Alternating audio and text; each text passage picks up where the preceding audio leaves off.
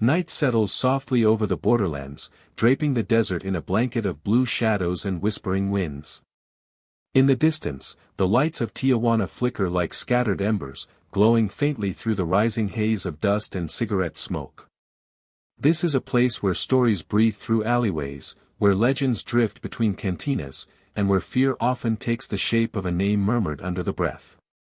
Tonight, that name is spoken again, barely audible, like a ghost brushing past the ear, the man they call the Ghost of Tijuana. They say he moved differently from other men. No swagger, no threat, no heavy footsteps announcing his presence.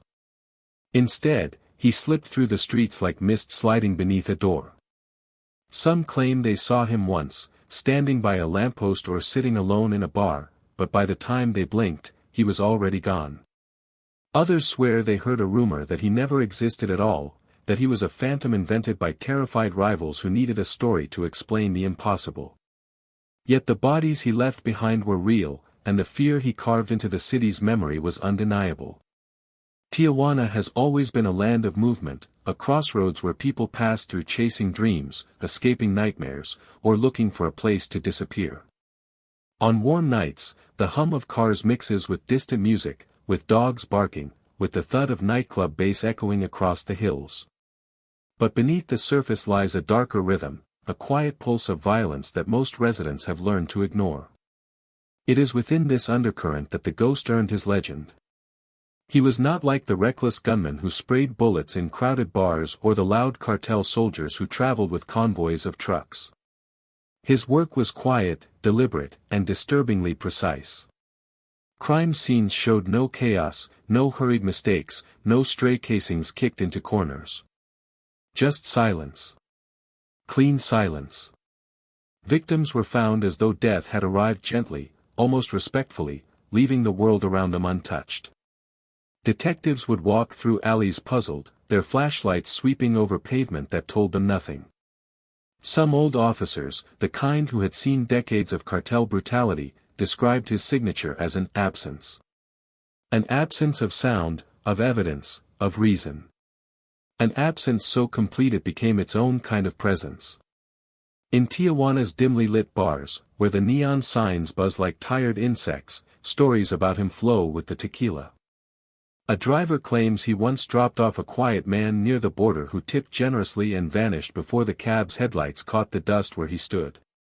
A former cartel lookout whispers that he saw the ghost just once, perched on a rooftop during a storm, unmoving, watching the street below with the patience of a creature not bound by time.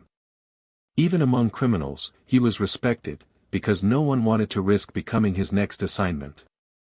Yet for all the terror attached to his name, his story begins with something softer, almost fragile: silence.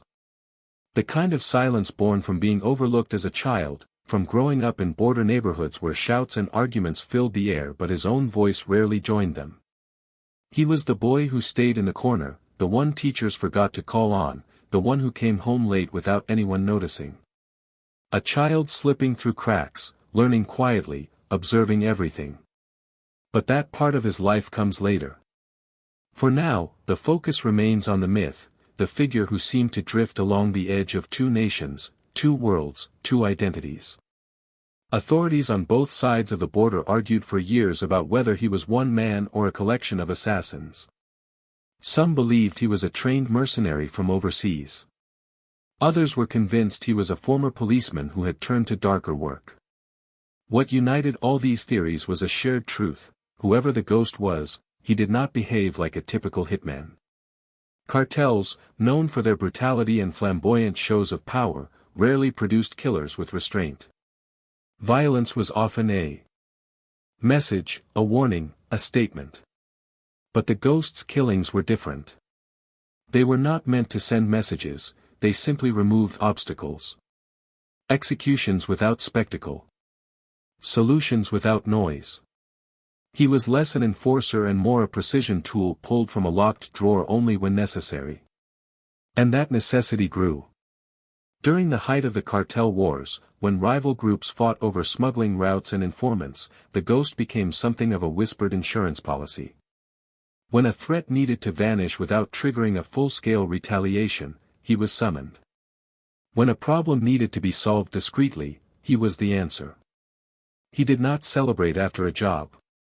He did not stay for payment. He completed his task and slipped back into whatever shadows he had crawled from. Still, even legends leave traces if you know where to look. In a small taqueria near Avenida Revolution, the owner remembers a polite young man who sat alone at the back table every Thursday, ordering the same meal, never speaking unless spoken to. A street musician claims he once dropped a coin into her hat and nodded softly before disappearing into the night. A retired federal agent recalls a strange moment at the border crossing when a man in a hooded jacket passed him, and for a split second, their eyes met, cold, unreadable eyes that felt like staring into still water. He said nothing. And then he vanished into the crowd. These small moments, scattered like breadcrumbs, form the shape of a man whose life seems more like a shadow than a human story.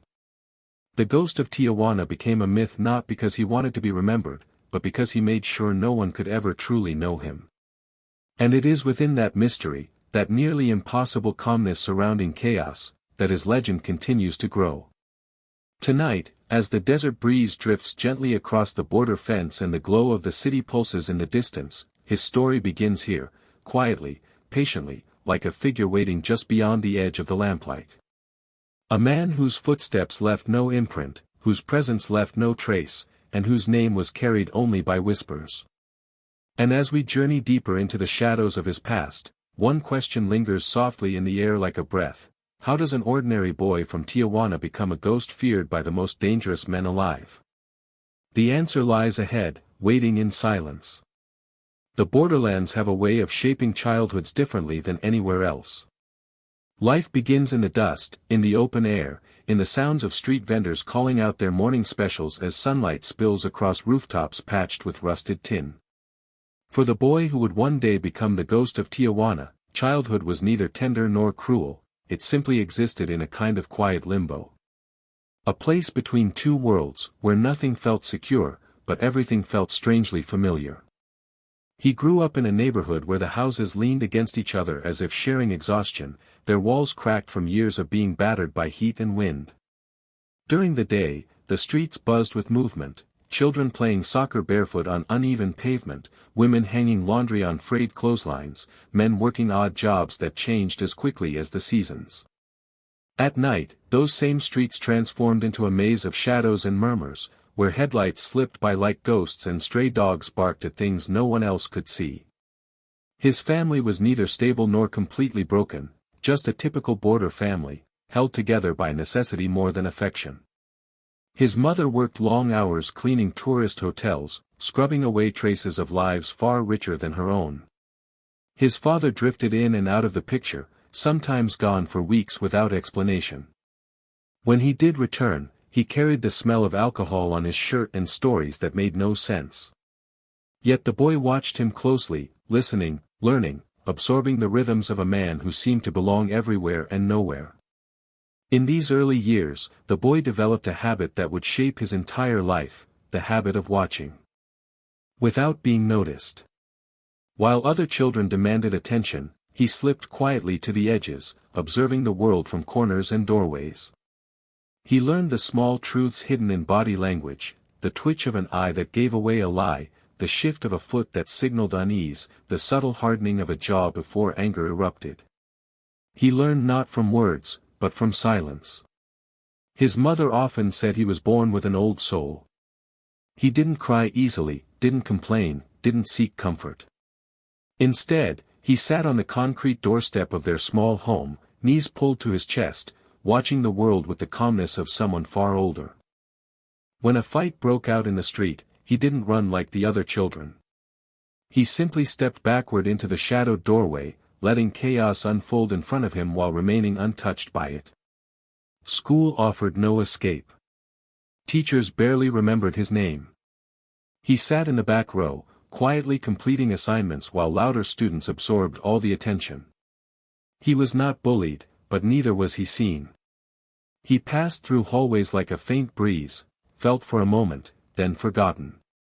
Some of his classmates may have remembered him later in life when stories of the ghost surfaced, but most would shrug, unsure if they had ever met him at all. Outside school, the border shaped everything. The massive fence, tall and imposing, cast long shadows across the ground in the late afternoon. It was a reminder of distance, distance between nations, distance between hope and survival, distance between who you were and who you could become. The boy spent hours near the fence, kicking stones or tracing patterns in the dirt while watching cars line up at the crossing. He wondered where each person was going, what life waited for them on the other side. Sometimes he saw migrants hiding under the bridge, clutching small backpacks and hope-filled eyes. Sometimes he saw border agents patrolling in silence. Sometimes he saw local kids pretending to smuggle imaginary bags, laughing as they played games inspired by the world around them. This was the environment that molded him, one where legality and illegality blurred, where dreams and dangers crossed paths daily, and where survival meant adapting to whatever the day demanded. The markets near the border were especially lively. Vendors grilled carne asada on makeshift stands, smoke drifting upward like a signal to hungry travelers. The boy wandered through these markets often, his stomach rumbling as he passed the scent of warm tortillas and sizzling meat. When he had a few pesos, he bought the smallest tacos, savoring them as though they were luxuries. When he had nothing, he simply inhaled the aroma and imagined the taste. Though life was hard, there was beauty too. Evening breezes carried a coolness that felt like relief after long, scorching days. The city lights sparkled against the hills like scattered jewels. Sometimes, when the sky was clear, he would climb the crumbling steps behind his neighborhood to sit on the ridge overlooking Tijuana. From there, he could see the patchwork of homes, the twisting roads, the vibrant heartbeat of a city that never truly slept. He often stayed until long after dark, letting the quietness settle into him.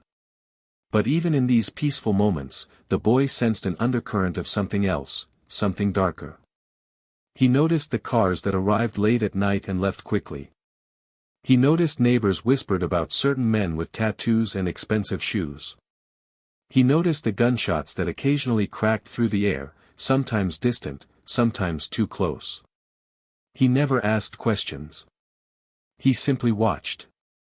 Always silent. Always absorbing. There were days when his mother came home looking more tired than usual, sinking into a wooden chair with a sigh that seemed to carry years of weight. She would look at her son with soft eyes, as if wanting to tell him something but lacking the strength. He would quietly pour her a glass of water, place it beside her, and sit on the floor nearby without speaking.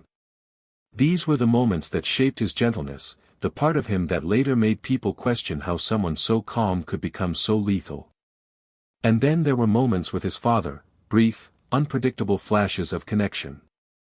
His father once took him fishing near the river, handing him a simple homemade rod and pointing toward a quiet bend in the water. They didn't talk much, but the boy remembered the sound of the river flowing, the sunlight glinting off its surface, the rare stillness between them. Years later, long after his father vanished for good, the boy would recall that day with surprising clarity. It was one of the few memories where he felt momentarily anchored. Growing up between two worlds, the bustling, chaotic streets of Tijuana and the distant promise of the U.S., just across the fence, gave him a unique perspective. He belonged fully to neither side, drifting in the space between them. Not poor enough to be completely invisible, not privileged enough to escape the gravity of his surroundings. He lived in the gray area, the in-between, the liminal zone where stories often begin without warning. And it is here, in this childhood shaped by dust, silence, and observation, that the foundation of the Ghost was laid. Not in violence, not in hatred, but in stillness. A stillness that would later allow him to move through danger like a shadow, calm and unhurried, untouched by panic. The border taught him to blend in. His family taught him to endure. The streets taught him to watch. Together, these lessons planted the seeds of a man who would one day slip unnoticed into the darkest corners of Tijuana's underworld. A ghost in the making, shaped not by sudden tragedy, but by a lifetime of quiet moments that no one ever thought to remember. The streets became his classroom long before he understood what that meant. As he grew older, drifting toward his teenage years, the world around him shifted. The games children played near the dusty sidewalks changed into whispered conversations and late-night gatherings behind shuttered storefronts. The innocent laughter of childhood was replaced by the low murmur of secrets, of favors traded, of debts owed. In this quiet transformation, he found himself stepping into a new kind of education, one not taught in schools, but passed down through glances, gestures, and silence. Every neighborhood had its own set of rules, unwritten yet strictly enforced. In his, the first rule was simple: you watched before you acted. It was a rule he had unknowingly practiced his entire life. The older boys, the ones who lingered near the corners with tattoos half hidden beneath rolled sleeves, took notice of him. Not because he tried to impress them, but because he didn't try at all. He observed from a distance, patient and unafraid, his expression quiet and unreadable. That kind of silence, in their world, was a currency. At first, his involvement was small and subtle. A message delivered across a few blocks. A bag dropped into the hands of a man waiting in an alley. A lookout position on rooftops where he simply had to whistle if someone approached. He was paid in coins or food, sometimes nothing at all. But payment wasn't what mattered. It was the sense of belonging, fleeting, fragile, but real enough, that made him return. For the first time, people looked at him with intention, not indifference. They saw usefulness in him. They saw potential. He rarely spoke, and when he did, his words were short and precise. This made the older boys trust him with things they wouldn't dare share with others. In a world where too much talking could get you killed, his silence became a rare and valuable trait. He learned quickly that silence wasn't just the absence of speech, it was a shield, a weapon, a way to move without attracting attention. And attention, in these streets, was dangerous. The alleys behind his neighborhood became his training grounds. He learned how to slip between buildings without being noticed, how to time his movements with passing cars, how to blend into crowds as though he were made of air. He learned the subtle signals exchanged between gang members, a tilt of the head, a brief tap on a doorframe, a hand gesture that meant everything and nothing to outsiders. These codes were simple to memorize but complex to master, and he absorbed them with an ease that surprised even the ones teaching him. There were nights when he sat on rooftops for hours, watching the flow of the street below. He learned who belonged and who didn't. He learned the rhythm of police patrols, the timing of delivery trucks, the quiet spots where deals were made. Every piece of information, no matter how small, settled into his mind like stones forming the foundation of a wall. He built his understanding of the world not from stories or guidance, but from observation and instinct. Yet even in this new environment, the boy maintained a certain distance. He didn't laugh when the others laughed. He didn't boast about small victories or seek validation from the older gang members. He moved alongside them but not truly with them. It was as though he existed one step removed, watching even as he acted. Some found this unsettling, others intriguing. But all agreed that he was reliable. Still, the streets demanded more than simple errands. There was an unspoken progression, a path that led deeper into the shadows. As he proved himself capable, quiet, and loyal, the older members began to involve him in riskier tasks. One evening, an older boy placed a hand on his shoulder, guiding him toward the back of a dimly lit building. They stood in silence as a man argued loudly with someone inside. The older boy whispered, "Listen. Learn. This is how things work." Inside, threats were exchanged, not in dramatic shouts, but through cold, calculated statements that held the weight of real danger. The boy listened from the shadows, absorbing the tone, the pacing, the tension. He learned that power didn't always come from volume.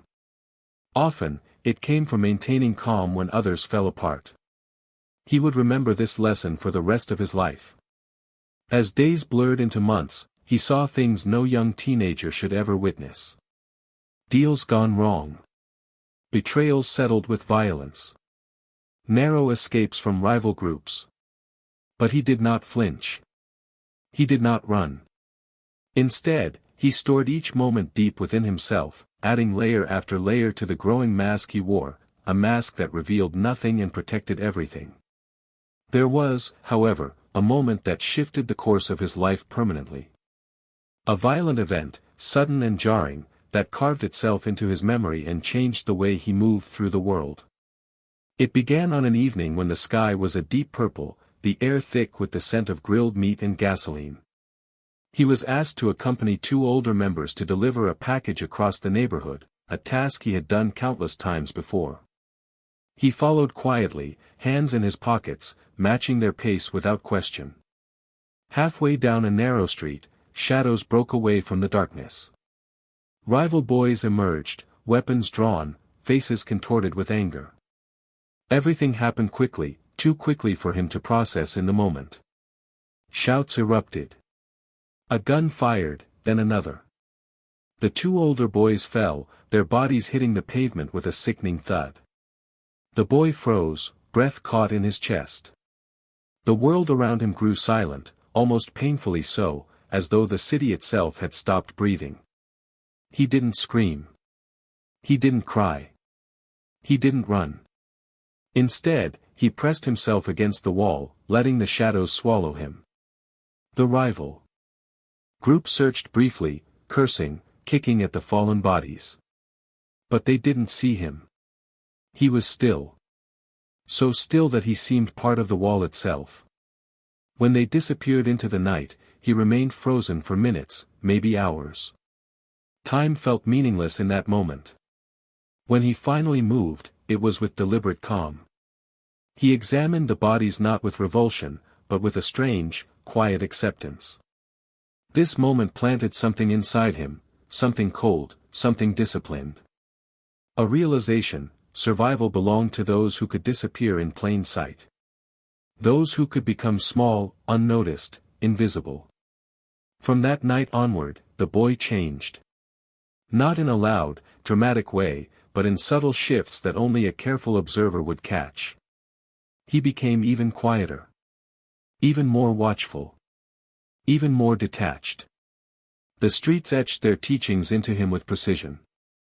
He learned the value of the code of silence not because someone preached it, but because he saw what happened to those who broke it. Words could be dangerous. Questions could be fatal. But silence? Silence was armor. And so, the boy grew into a young man shaped by alleys, rooftops, shadows, and secrets. A young man who moved through the world like a whisper. A young man who carried the memory of blood and betrayal inside him like a locked box. Without realizing it, he was already walking the first steps toward becoming a ghost. Not of the supernatural kind, but the kind created by the streets, quiet, precise, unseen. A ghost shaped by observation, by caution, by necessity. A ghost who would soon earn a reputation feared by men twice his age. But for now, he was simply a boy learning lessons no one ever intended to teach, in a world that left no room for innocence. The night his life changed forever arrived without warning, quiet and unassuming, like many nights before it. The air was cool, a rare softness for the usually warm Tijuana evenings. A thin layer of fog drifted between the streetlights, wrapping the neighborhood in a hazy glow that blurred the lines between what was real and what merely felt like a dream. But beneath that calmness, something else was stirring, something sharp, something irreversible. He didn't know it yet, but this was the night he would spill his first blood. By this time, he had moved beyond the small errands and harmless favors that once defined his involvement with the local crews. His reputation for reliability had stretched further than he intended, reaching the ears of people who operated in darker corners of the city. He was still young, too young to be carrying the responsibilities placed on him, but the streets didn't measure life in years. They measured it in composure, in silence, in the ability to remain steady when the world trembled. And he had proven himself steady, steady enough to be trusted with something more. The order came through a man known simply as El Toro. A broad-shouldered figure with deep-set eyes, El Toro had a presence that filled any room he entered. He approached the boy with a nod one evening, his voice low and even, as though discussing something routine. But his words carried weight. "There's a job," he said. "A simple one. Someone needs to send a message." The boy didn't ask who. He didn't ask why. He knew better than to question the details of a job handed down by someone like El Toro. He only listened, absorbing the instructions carefully, committing each piece to memory. The target was a small-time thief who had stolen from the wrong men. Nothing complicated. Nothing political. Just an example that needed to be made quietly. El Toro handed him a small pistol wrapped in cloth. For a moment, the boy simply stared at it, the shape of the weapon hidden beneath the fabric. He had seen guns before, had even held one once or twice during training sessions, but this was different. This wasn't practice. This wasn't observation. This was responsibility, dangerous, irreversible responsibility. He nodded once, accepting the task without expression. El Toro's eyes lingered on him, searching for any sign of hesitation. But the boy was unreadable, his face calm, his heartbeat steady. That calmness was what convinced El Toro he was ready. Later that night, he walked through the neighborhood with the wrapped gun hidden inside his jacket. Each step felt heavier than usual, though he moved with the same careful grace he had always possessed. The streets were nearly empty, save for a few stray dogs and distant music floating from a party several blocks away. The fog made everything feel softer, muffled, as though the city were trying to cushion him from what was about to happen. He found the target in a narrow alley behind a row of worn-down apartments. The man was rummaging through a trash bin, muttering curses under his breath, unaware that someone was watching him. The boy stood at the mouth of the alley for a long moment, letting his eyes adjust to the dim light. He felt neither fear nor excitement, only a strange stillness, like the calm that comes moments before a storm. Slowly, he moved forward. His footsteps were silent against the cracked pavement. The man didn't notice him until he was only a few feet away. When he finally turned, his expression shifted from irritation to surprise, then to something else, recognition, maybe fear. It didn't matter. The boy reached into his jacket, unwrapped the pistol with practiced precision, and raised it with both hands. For a moment, the world froze. The target's eyes widened.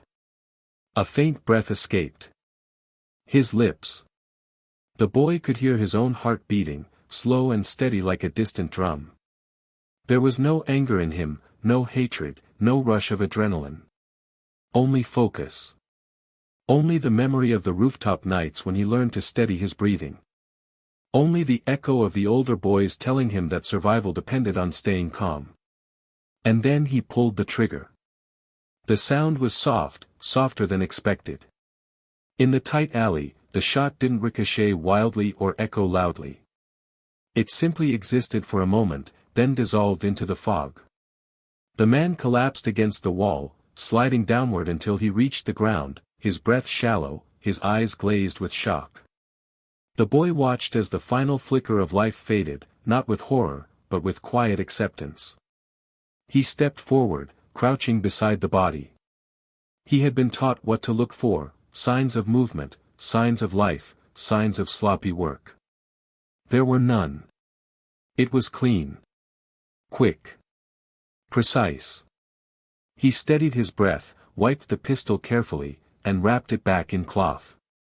Then he rose, his movements calm, and walked away without looking back. In that moment, he expected something inside him to change, to crack or crumble or ignite. But nothing happened. His heartbeat remained steady. His hands did not shake. His mind was not overwhelmed with guilt or fear. Instead, he felt an eerie sense of clarity, as though he had crossed an invisible threshold and entered a new realm of understanding. He walked through the streets the same way he had arrived, quiet, unnoticed, blending into the night. When he delivered the gun back to El Toro, the man examined him closely, searching for signs of emotion. The boy's face remained still. El Toro nodded with approval, though a flicker of something, maybe unease, passed briefly through his eyes. Word traveled quickly among those who mattered. The story of the young boy who carried out his first job without hesitation, without mess, began to circulate. They whispered about his calmness, his precision, his ability to slip into the shadows as if he belonged there. They didn't know his name, not yet. But they remembered the way he moved. A rumor was born that night, a rumor of a newcomer who didn't shout, didn't celebrate, didn't dare. A rumor of someone who seemed almost invisible. A rumor of a ghost. Though he didn't realize it at the time, this first kill marked the beginning of a legend. Not one built on loud violence or dramatic displays of power, but one carved slowly, silently, through acts that left no trace behind. He went home before sunrise, walking past the sleeping houses and the dim glow of streetlights. The world felt unchanged, yet he knew something important had shifted. Inside him, something had awakened, not cruelty, but a sense of inevitability. A sense that this path, once taken, would not easily be abandoned. He lay in bed, staring at the cracked ceiling, listening to the distant hum of the city. His mind was clear. His breathing steady.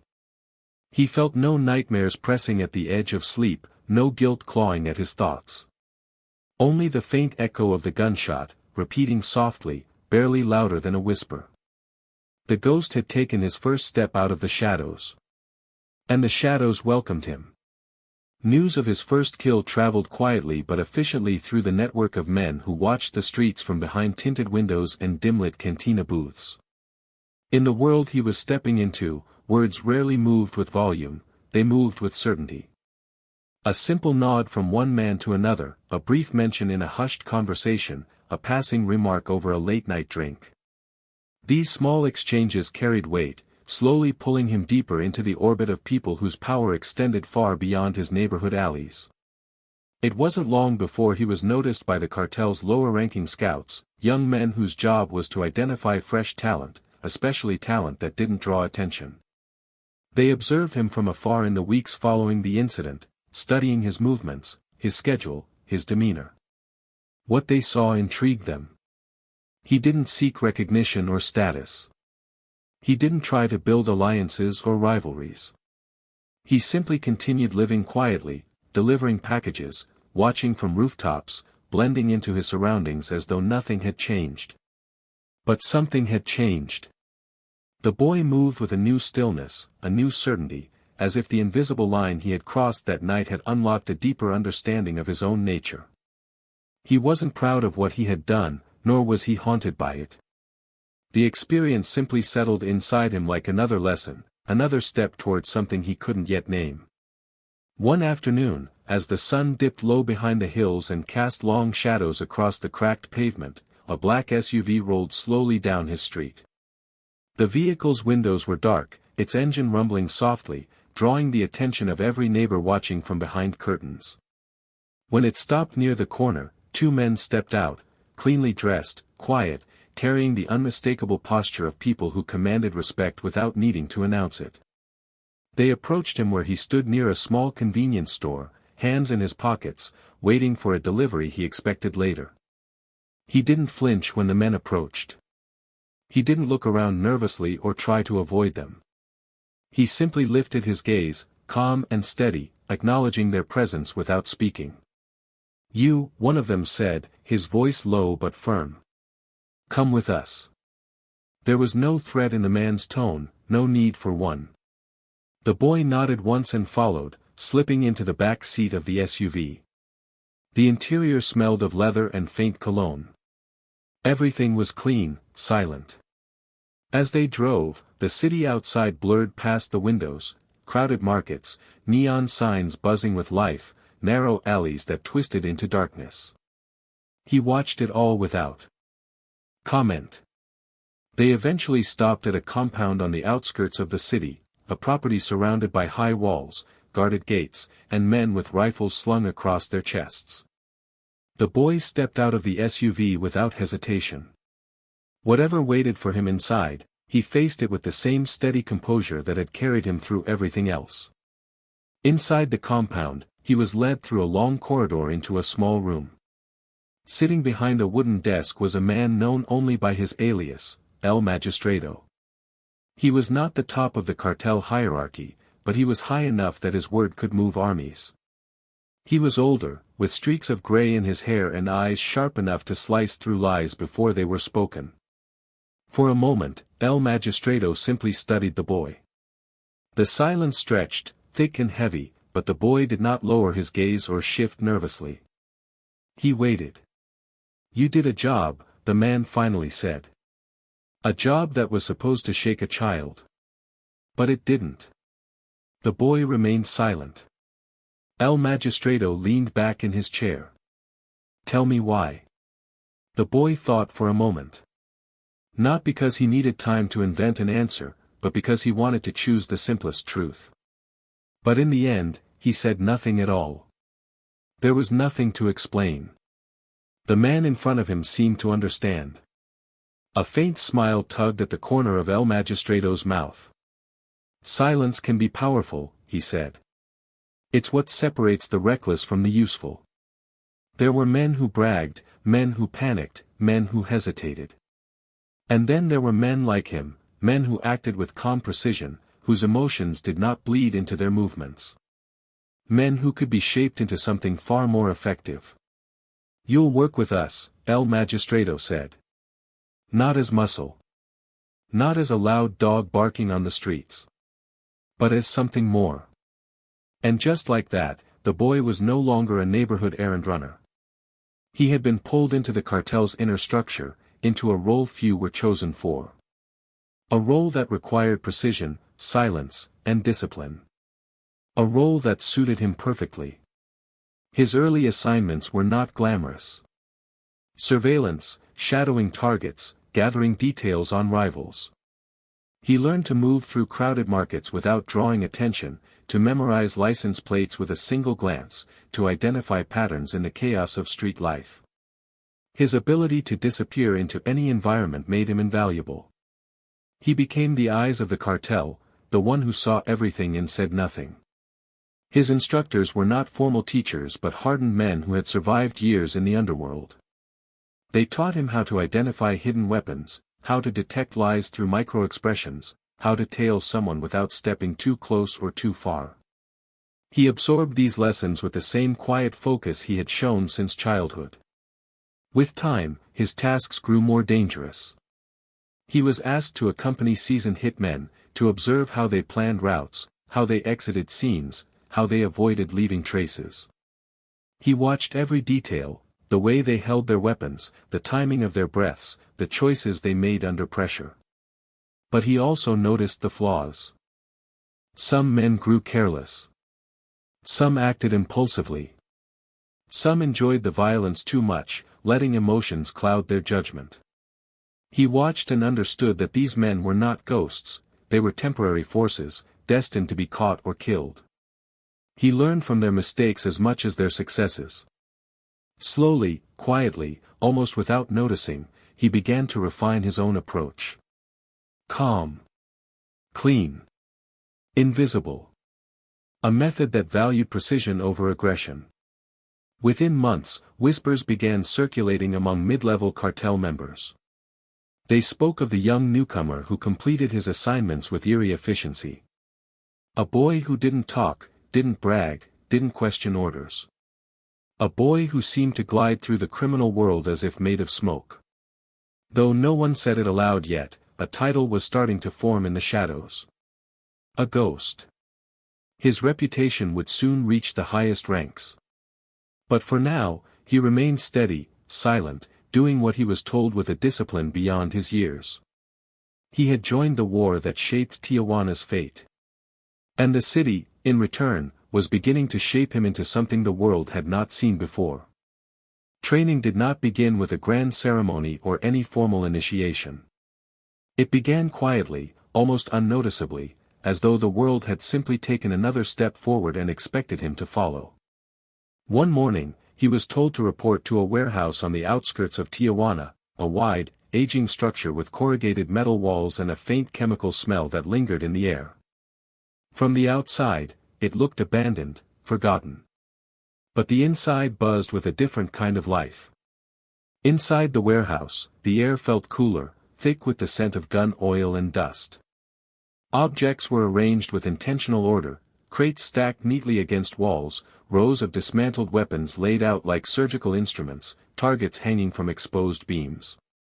Men moved through the space silently, their footsteps echoing faintly on the concrete floor. They didn't acknowledge him when he entered. They didn't need to. His presence had already been anticipated. At the center of the warehouse stood a man known only as El Maestro. He was not physically imposing, slender, graying at the temples, but his eyes held a depth that could unsettle anyone who stood too long under their scrutiny. His movements were deliberate, almost graceful, as though he believed every action should be performed with intention. He was the architect of the cartel's most discreet operations, the one who shaped raw talent into effective instruments. And he had been asked to shape the boy. El Maestro didn't greet him with words. Instead, he handed him a disassembled pistol and waited. The boy sat cross-legged on the floor and began to reassemble the weapon slowly, carefully, tracing each metal piece with his fingertips before sliding it into place. El Maestro watched without interrupting. When the boy finished, the weapon was functional, but not flawless. El Maestro took the pistol from him, studied it briefly, then dismantled it in a rapid series of movements so smooth and silent that the boy almost didn't see his hands move. He placed the pieces on the floor in a tighter formation and nodded for the boy to try again. This time, the boy worked more carefully, focusing on the alignment of each part, the tension of each spring. When he finished, El Maestro gave the slightest nod, a gesture of approval so small most people would have missed it. Training followed a pattern that never needed explanation. Days were spent practicing weapon discipline, learning how to care for tools as though they were extensions of his own body. He learned how to load a gun without sound, how to wipe away prints using motions that left no smudges, how to break down a weapon in darkness using only touch. But weapons were only one part of the training. El Maestro took him outside the warehouse into the desert-like terrain surrounding the city. They walked in silence, sometimes for hours, through open spaces where there was no cover. The boy learned how to use the shape of land to hide his presence, how to move behind hills, how to blend with shadows at dusk, how to walk on gravel without making a sound. The desert became his second classroom, offering endless lessons in silence and invisibility. Back in the warehouse, training grew more demanding. He learned to study the human body, not in a scientific way, but in terms of movement. He was taught how people carried their weight when nervous, how their shoulders tightened before lying, how their eyes shifted toward escape routes even before they realized it themselves. These details became part of his internal catalog, unconscious but precise. El Maestro taught him how to enter a room without being noticed, how to slip behind someone's field of vision, how to anticipate reactions before a threat even understood it was in danger. They practiced these motions repeatedly, sometimes 10, sometimes 100 times, until his movements flowed like water, smooth and unbroken. At night, the training took on a different tone. They practiced in near darkness, relying on sound and intuition rather than sight. He learned to move through pitch-black spaces without bumping into obstacles, memorizing layouts with his fingertips. He learned to control his breathing, slowing it to a rhythm indistinguishable from silence. These sessions felt almost meditative, as though he were being sculpted not only physically but mentally, shaped into someone who no longer relied on the senses most people depended on. But perhaps the most crucial training came when El Maestro introduced him to the concept of vanishing without trace. The lesson began with a simple statement. Most killers leave evidence because they rush, El Maestro said. They panic. They feel. You must not. From then on, he learned how to erase his path, how to walk without leaving identifiable footprints, how to avoid cameras by studying blind spots, how to wear fabrics that did not shed fibers. They practiced techniques for avoiding DNA transfer, for manipulating the environment without disturbing it, for making an event look like something else entirely, or nothing at all. El Maestro often repeated a single principle: the perfect kill is the one no one realizes happened until it's too late. These words imprinted on the boy like scripture. As months passed, the boy began to move differently. There was a deeper stillness to him, a sharpened focus that made his presence fade even as he stood in the same room as others. He no longer needed to be told what to do during training, he anticipated the next instruction before it was given. He adapted quickly, learned quietly, and executed tasks with an unsettling precision. Sometimes, after long days of training, El Maestro would sit with him on an overturned crate, the warehouse dark except for a single hanging bulb. He would speak then, rarely, but meaningfully. "There are men who kill loudly," he said once. "Men who kill to prove something. They never last." He paused before continuing. "Then there are men who kill silently, because they understand that violence is only a tool, not a language. These men shape history without ever being seen." The boy listened carefully. These were lessons he wouldn't forget. What remained unspoken between them was the truth El Maestro understood early on: the boy wasn't being molded into a killer, he was being refined into something far more dangerous. Someone who didn't require rage to act. Someone who didn't seek pride or validation. Someone who could operate with the efficiency of a disappearing wind. Every operation they practiced, every skill perfected, drew him closer to that identity. One evening, after a long session of stealth training, El Maestro placed a hand on his shoulder, a rare gesture of acknowledgement. "Remember this," he said softly. "A ghost is not invisible because he hides. A ghost is invisible because no one thinks to look for him." Those words would become the foundation of everything the boy would later achieve. By the time his training ended, he was no longer a boy shaped by the streets. He was something else. Something the cartel understood they could use. Something the city would one day fear. A ghost in the making. Tijuana was changing, slowly at first, then all at once, as if the city had inhaled deeply before plunging into a storm it had long sensed but never truly acknowledged. The cartel wars that simmered beneath the surface for years were beginning to boil, heating the air, tightening the streets, and casting long shadows across everyday life. And in this rising tension, the young man found himself standing at the threshold of a world that was about to grow far more violent, far more unpredictable, and far more dependent on people like him. The Tijuana cartel, once a powerful and disciplined organization, was splintering under pressure. Rivals were growing bolder, alliances were shifting, and the balance of power felt as fragile as glass. The Sinaloa cartel was pushing northward with brute force, trying to pry open smuggling routes that had long belonged to Tijuana's old guard.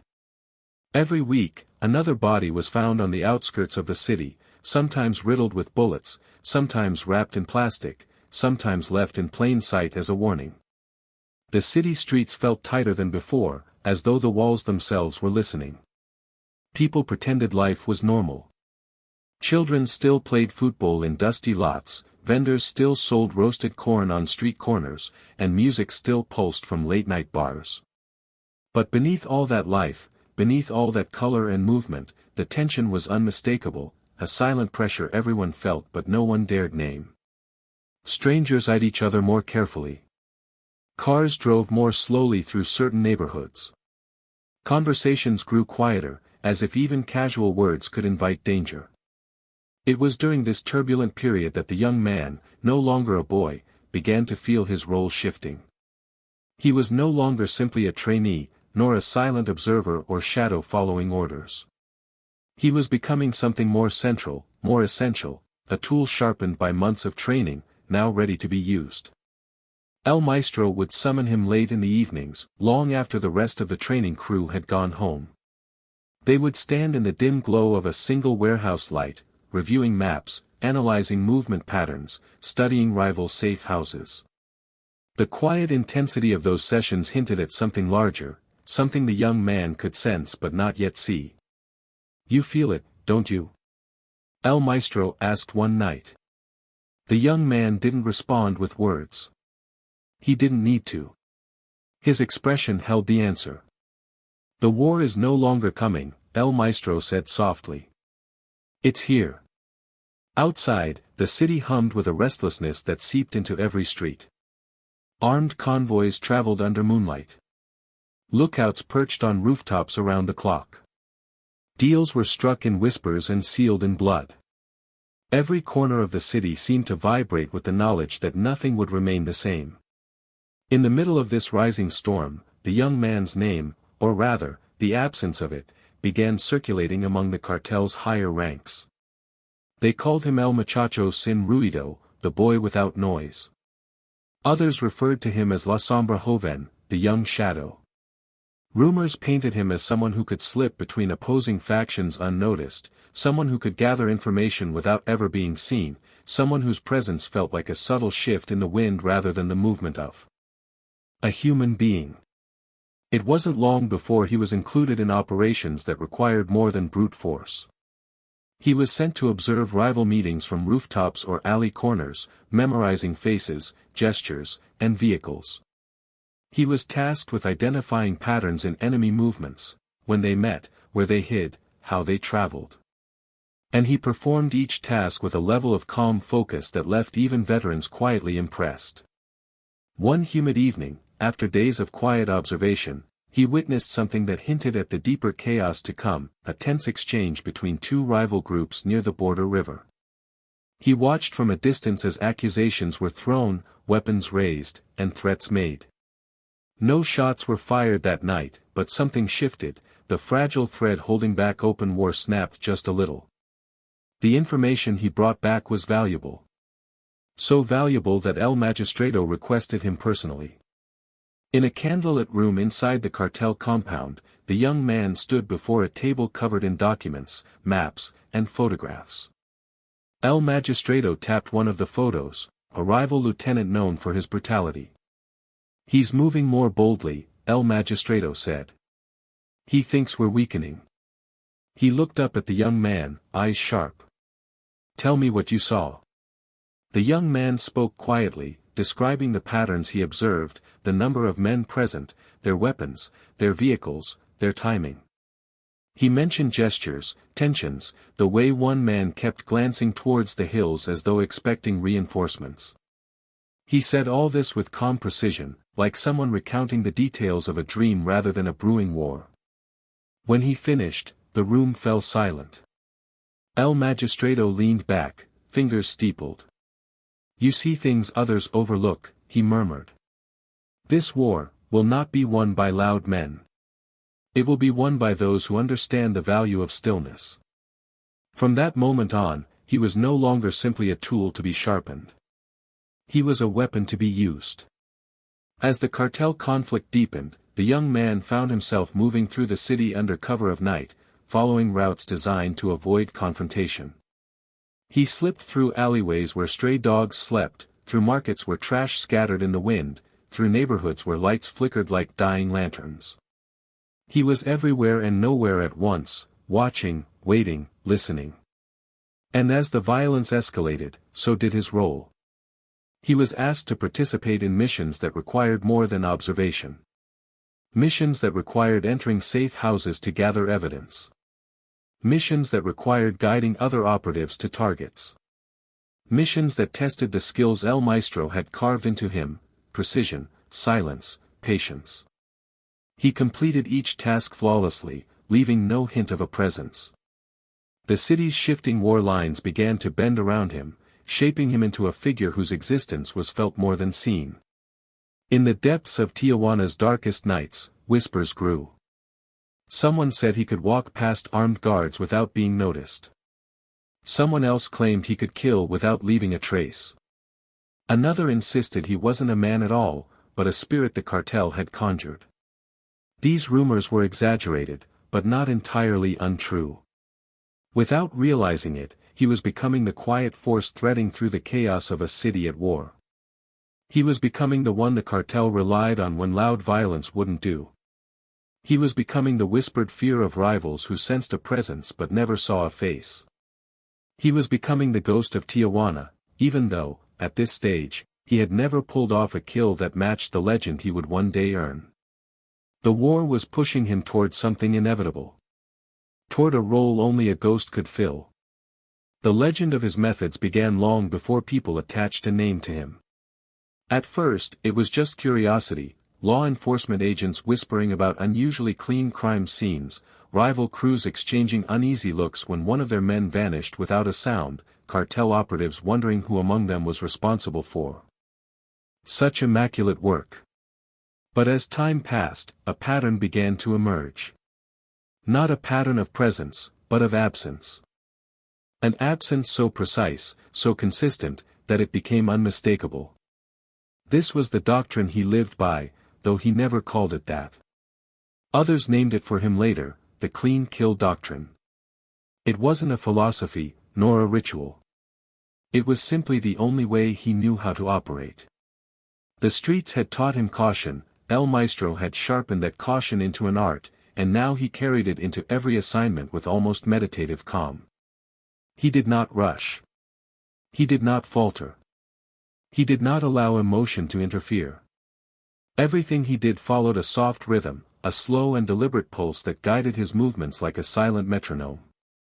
The first element of his method was preparation. Before every mission, he studied the environment meticulously.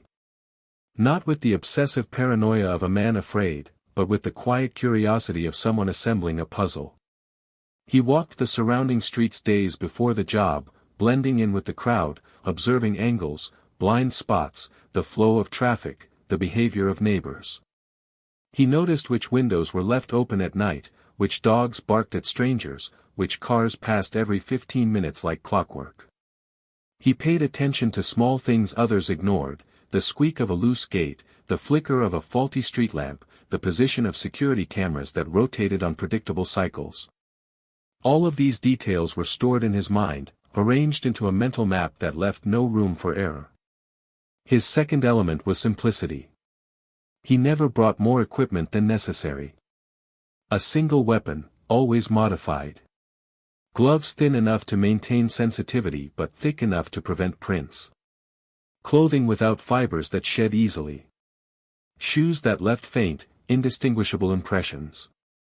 He avoided excessive gear, understanding that complexity created mistakes. The more you carried, the more you had to worry about losing, or leaving behind. His third element was timing. He moved only when the world around him slowed. He preferred moments when distractions were natural and plentiful, when people argued in the street, when a truck rattled past, when fireworks cracked in the distance. Noise gave him freedom. Chaos gave him cover. Silence, ironically, was his enemy, too many ears, too much attention. But a city like Tijuana rarely offered silence, and he used that to his advantage. And then there was the fourth element, his most feared, most mystifying technique. He left nothing behind. While most killers acted with urgency, he acted with precision. The moment his task was complete, he wiped surfaces without rushing, using soft, circular motions that left no trace of oil or sweat. He carried a small vial of fine dust, an unusual trick taught by El Maestro, which he sprinkled strategically to confuse investigators into thinking someone else had been in the area. Fibers, footprints, fingerprints, residue, he had methods for eliminating or confusing all of them. But what truly made him feared was his ability to vanish. He always planned two exits, the obvious one and the real one. The obvious path was designed to be found, seeded with misleading signs, a footprint here, a smudged mark on a fence there. But these were left intentionally, placed in ways that would mislead even experienced trackers. The real exit was hidden, often involving narrow passages, rooftops, drainage canals, or quiet backyards. He moved through them fluidly, like water seeking the lowest, least noticeable path. One of his most famous early assignments illustrated this perfectly. A cartel lieutenant, known for switching allegiances, had grown too unstable. He had to be removed discreetly. Not loudly, not publicly, discreetly. The lieutenant's home was a modest two-story building on a busy street where families mingled and children played. A loud hit would have caused panic, attention, retaliation. It needed to be quiet. For 2 days, the young man observed the home. The lieutenant left each morning at the same time, returning each evening with predictable regularity. The house had a narrow courtyard in the back, shielded by tall cement walls. A neighbor kept chickens that clucked loudly, masking sound. A broken window latch on the second floor allowed a silent entry from a nearby tree. Details, all of them, small, mundane, but essential. On the night of the job, the city was alive with noise. Music pulsed from a nearby bar. A heated argument between neighbors echoed across the street. Firecrackers went off somewhere in the distance, their sharp pops muffled by walls and concrete. Perfect conditions. He climbed the tree with slow, controlled movements, pausing when branches creaked, waiting for cover from loud sounds. He slipped through the loose latch with the ease of someone entering a room he had visited many times in his mind. Inside, the house was dim. The lieutenant sat at a table, hunched over paperwork, unaware. There was no dramatic confrontation, no exchange of words. The young man approached from behind, placing one hand gently on the back of the lieutenant's chair to steady it, then used a suppressed weapon to end it quickly. One shot. No scream. No struggle. He caught the body before it hit the floor, lowering it slowly, respectfully, as though not wanting to disturb the silence. Then came the cleaning. He wiped the chair. The floor. The table edge. He used soft cloths that he dropped into a small flame he carried in a metal container meant for eliminating evidence. He sprinkled his dust to mask any trace of hair or skin cells. When he exited the house, it was through a route that no one would think to check, a narrow drainage passage behind the courtyard wall that led 2 blocks away. By the time anyone noticed the body the next morning, he was already elsewhere, blending into a crowd, another face in the blur of city life. Investigators found nothing. Not a print, not a fiber, not a casing. Neighbors reported hearing nothing. Cameras showed no suspicious movement.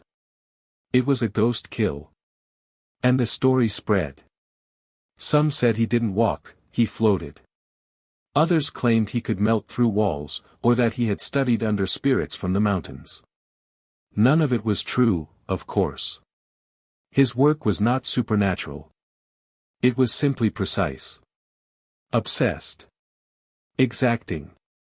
But ordinary people prefer myths over uncomfortable realities. A man that meticulous, that invisible, that effective, was easier to fear if he wasn't a man at all. His reputation began to grow quietly, even within the cartel. Men spoke about him with respect, with caution, and with an uneasiness reserved for things they couldn't fully comprehend. He was no longer just a shadow. He was becoming a legend. A ghost who left no trace. A ghost whose work the city felt but never saw. A ghost whose methods would soon become the backbone of operations that shifted the balance of an entire cartel war. And this was only the beginning of his mastery. For a long time, law enforcement didn't know they were looking for him.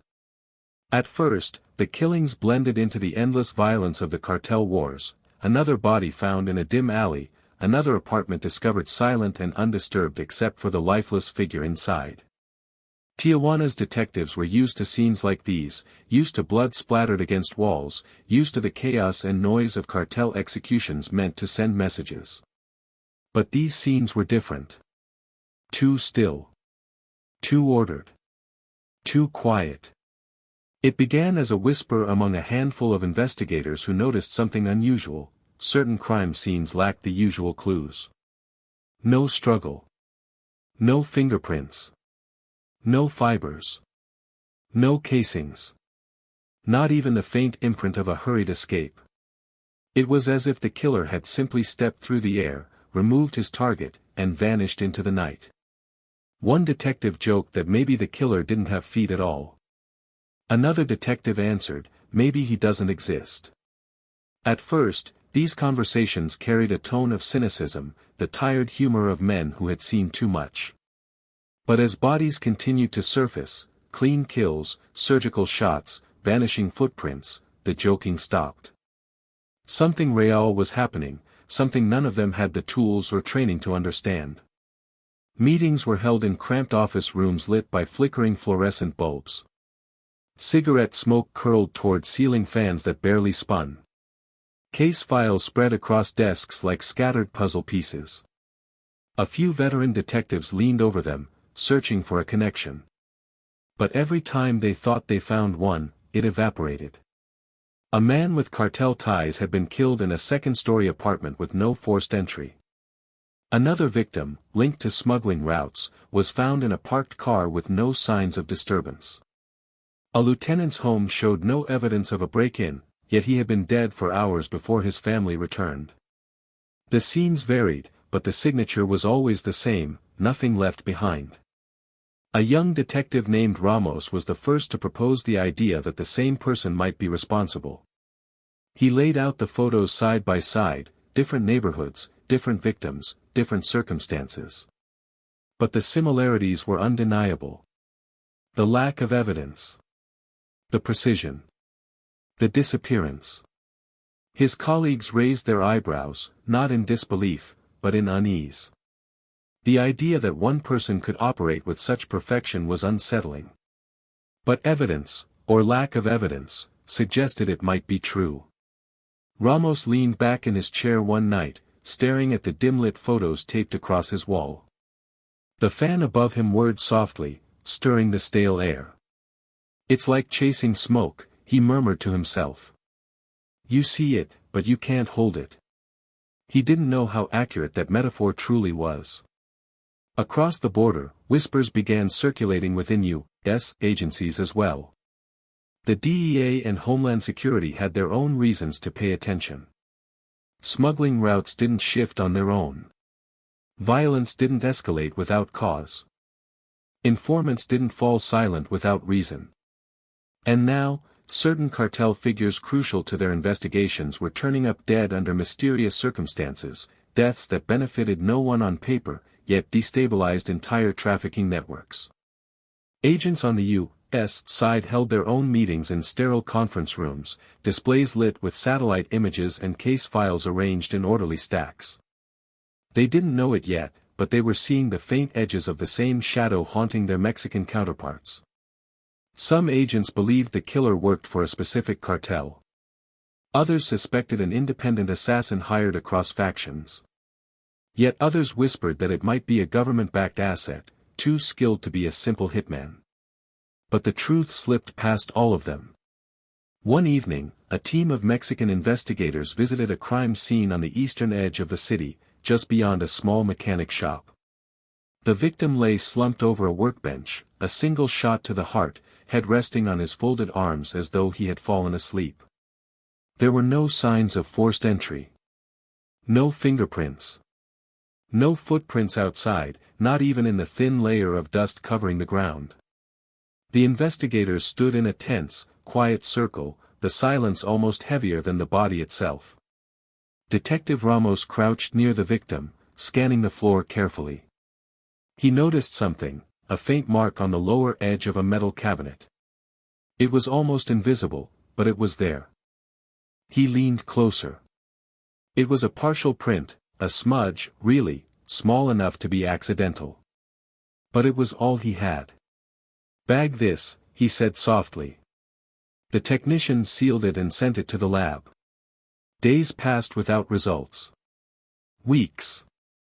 Then finally, one night, just before Ramos left the office, a lab technician approached him with a sealed envelope. Inside was the analysis report. The print was partial, too partial to identify a person. But it wasn't random either. The print didn't match any known cartel member. It didn't match any criminal already in their database. It didn't match any foreign operative. It didn't match police or government personnel. It matched no one. It was a ghost print, barely there, almost not there at all. Enough to know someone had been there, but not enough to know who. Ramos stared at the report for a long time, the gears turning quietly in his mind. Most criminals left too much behind. But this killer left almost nothing at all, nothing but a single imperfect fingerprint that seemed more like a taunt than a mistake. But the detectives were not the only ones noticing the pattern. Rival cartels began whispering about a phantom. Men spoke in low voices at outdoor bars, glancing over their shoulders as though expecting to find someone watching. They described seeing shadows move without footsteps, hearing the faint clink of metal in the distance only to find nothing when they turned. Some believed the killer was an assassin hired by a rival cartel.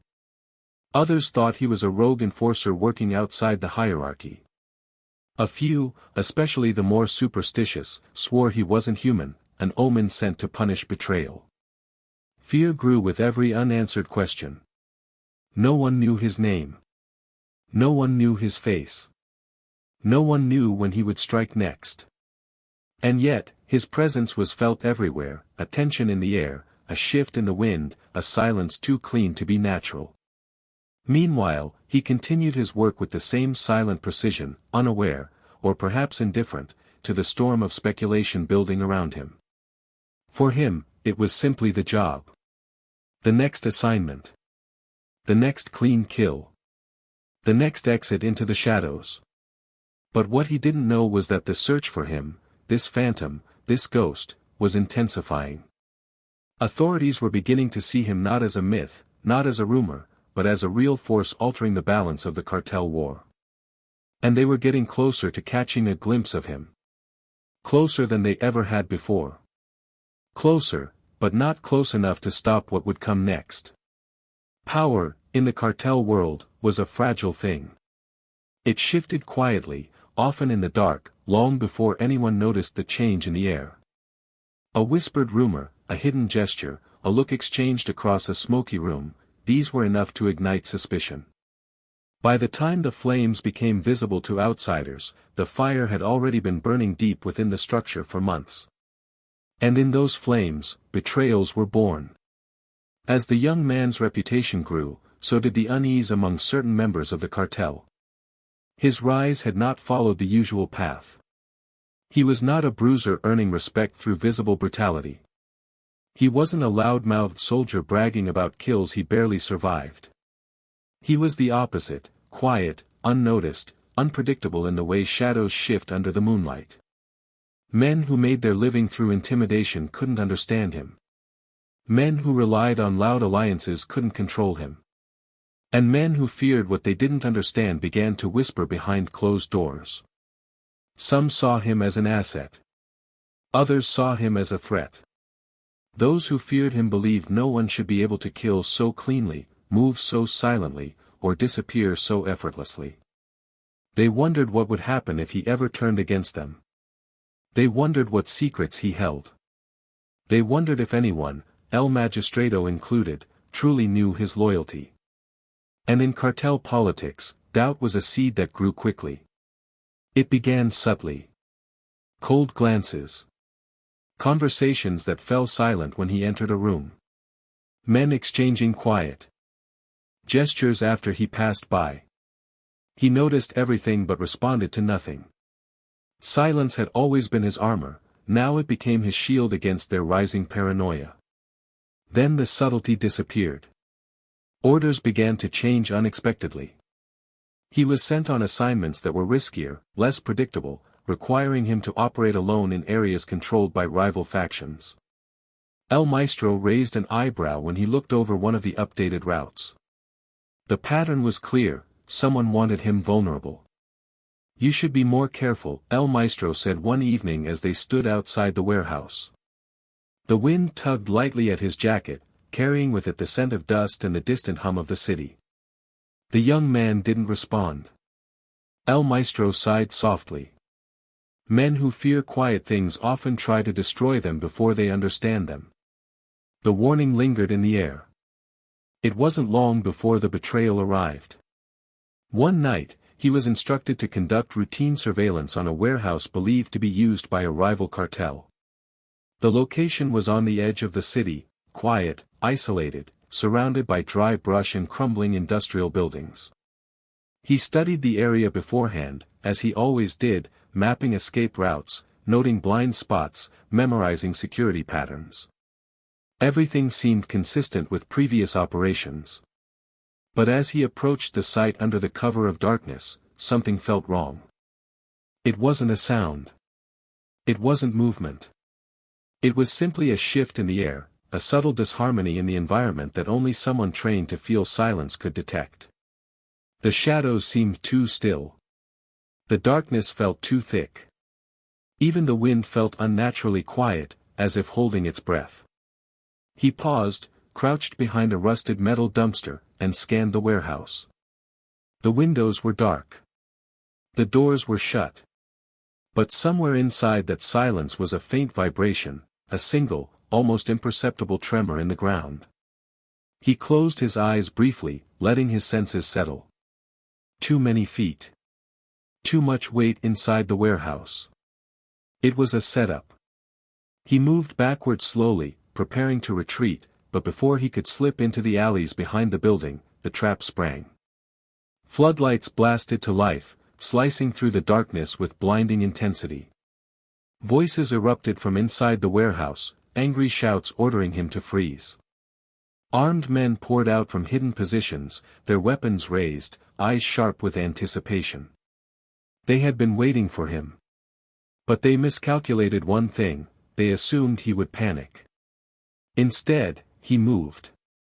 Not with the frantic desperation of a man cornered, but with calm, deliberate purpose. He slid behind a stack of shipping crates as bullets cracked through the night. Dust burst into the air around him, dancing like golden mist in the floodlight beams. He remained low, breathing steady, analyzing the angles of attack. There were too many to fight. Too many to outrun directly.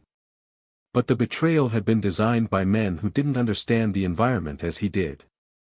They expected a confrontation. He intended to vanish. He slipped into the darkness behind the crates, moving in a half-crouch, half-crawl toward the back of the lot where the light didn't reach. The gunfire followed him at first, then grew scattered as confusion spread among the attackers. "Where is he?" someone shouted. "He was right here, check the sides, check the sides." They were looking in every direction except the right one. He had already reached the drainage ditch that ran alongside the property. He slid down the slope with controlled movement, landing softly in the dry channel. The concrete walls amplified faint echoes, but he stayed silent, pressing against the shadows as footsteps approached from above. Flashlights swept across the ditch. He remained still, body pressed against the cold concrete, controlling even the rise and fall of his breath. The lights passed over him without pause. Then they moved on. When the danger lessened, he crawled deeper into the channel and followed it into the labyrinth of abandoned structures that stretched for blocks. The maze of industrial ruins became his escape route. By the time the attackers realized he was no longer nearby, he was already half a mile away, moving with the ghost-like fluidity that had become his signature. He didn't return to the compound immediately. Instead, he spent hours circling the city's quieter neighborhoods, watching from rooftops, listening for clues, piecing together the fragments of betrayal. He knew one thing for certain, the men who had set the trap were insiders. They had timed the attack too perfectly. They had known exactly where he would be. At dawn, he returned to El Maestro. The older man looked at him with a mixture of relief and dread. He didn't ask what had happened. He didn't need to. The young man simply said, they knew. El Maestro nodded slowly. Politics, he murmured. Dangerous things. More dangerous than bullets. For the first time, the young man felt something unfamiliar stirring inside him, not fear, but a quiet sense of inevitability. The world he served was turning against itself. And now, he was at the center of its suspicion. If he stayed, he would be targeted again. If he ran, he would be hunted. The betrayal he survived was only the beginning. The war around him was no longer just between rival cartels. It was now inside his own. And the ghost would have to navigate it with more precision, and more caution, than ever before. For a long time, his world had been made of shadows, cold, calculated, and purposeful. Every step he took had been measured, every breath controlled, every word chosen with precision or withheld entirely. But even the quietest ghosts sometimes drift close to warmth without meaning to, and in his case, warmth came in the form of a woman who did not know his world, did not fear it, and did not suspect that the quiet man she met by chance was carrying a lifetime of darkness beneath his calm exterior. Her name was Elena. He met her on a rainy evening, one of those rare nights when Tijuana was softened by mist and steady drizzle. She worked at a small cafe tucked between a laundromat and a pharmacy, a place where weary workers stopped for coffee and tamales before heading home. He had gone there simply to escape the rain, to sit in a corner where no one would look at him twice. But Elena noticed him immediately, not out of suspicion, but out of a natural attentiveness that seemed woven into her personality. She greeted him with a warm smile, one he wasn't accustomed to receiving. She spoke softly, with a tone that carried no tension, no hidden agenda. When she brought him his drink, she asked if he needed anything else. He shook his head. She nodded gently and went back to wiping down tables, humming under her breath. He sat in that cafe for nearly an hour, listening to the sound of rain tapping against the metal awning, watching Elena move between customers with a grace that felt out of place in a city so harsh. It was the first time in months, perhaps years, that he felt something settle inside him, something quiet but undeniable. A sense of normalcy. A sense of peace. He returned the next evening. And again the evening after. At first, she treated him like any other customer, offering polite conversation that he responded to with short but respectful answers. But over time, she noticed the pattern, the way he always sat at the same table, the way he stirred his coffee absent-mindedly, the way he listened more than he spoke. She found comfort in his quietness, mistaking it for shyness rather than the practiced stillness of a trained killer. One evening, as she placed a cup of coffee in front of him, she said, "You always look like you're thinking deeply." "About what, I wonder?"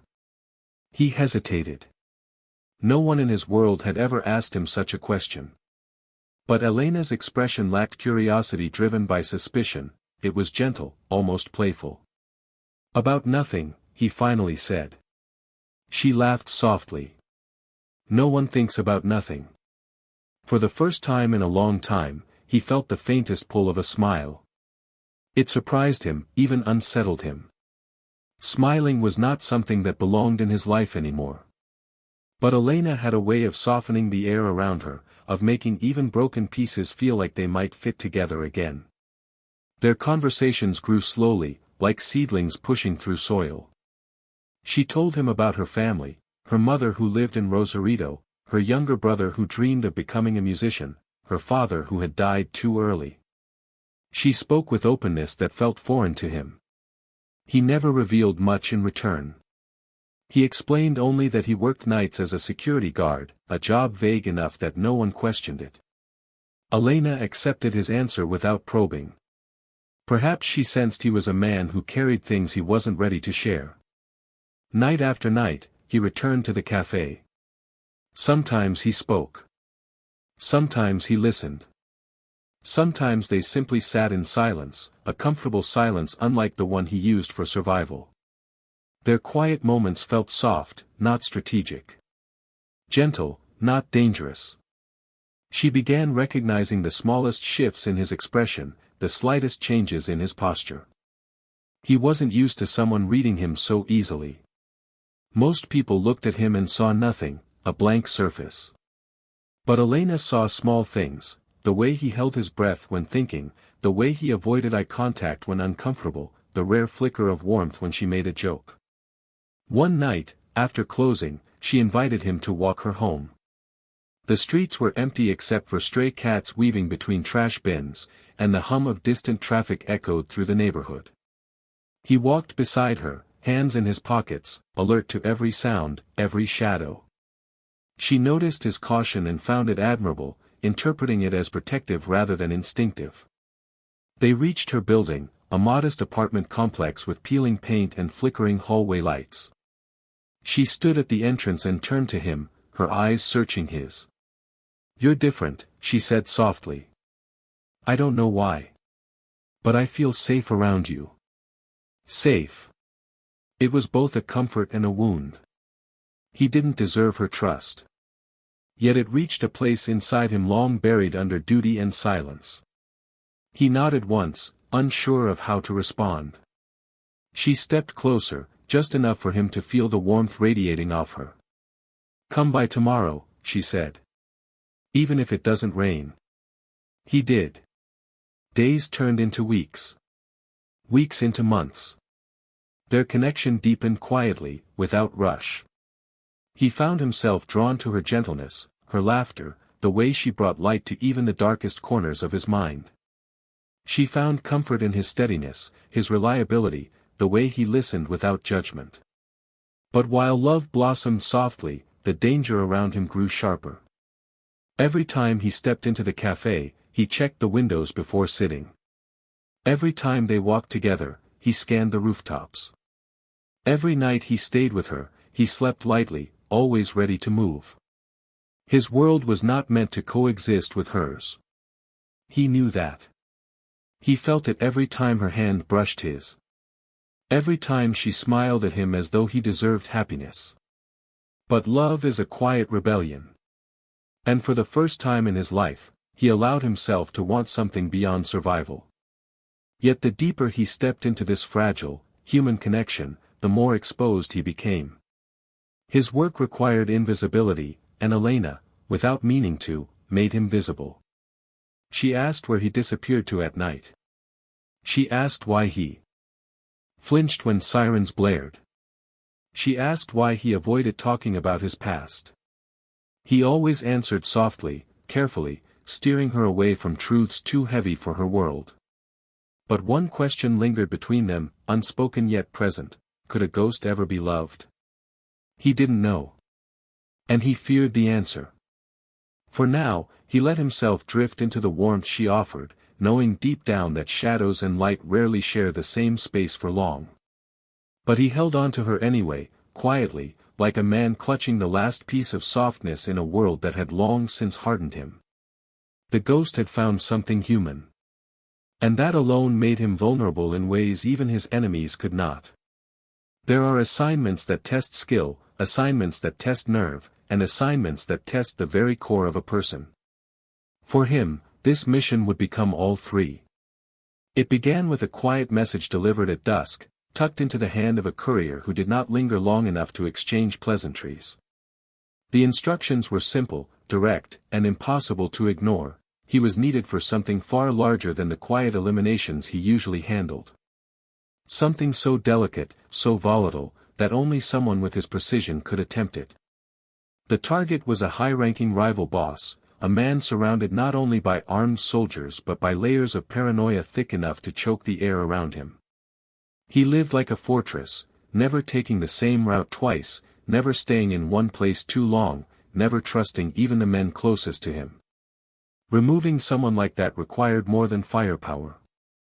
It required patience, calculation, control. The young man listened as El Magistrado explained the situation in a dimly lit room scented with tobacco and old wood.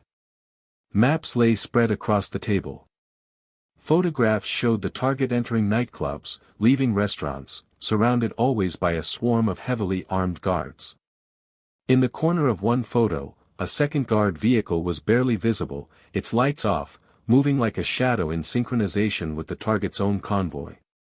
"This man believes he is untouchable," El Magistrado said quietly, tapping a finger against the glossy image. "He has good reason to believe so. But every fortress has a weakness. We just need to find it."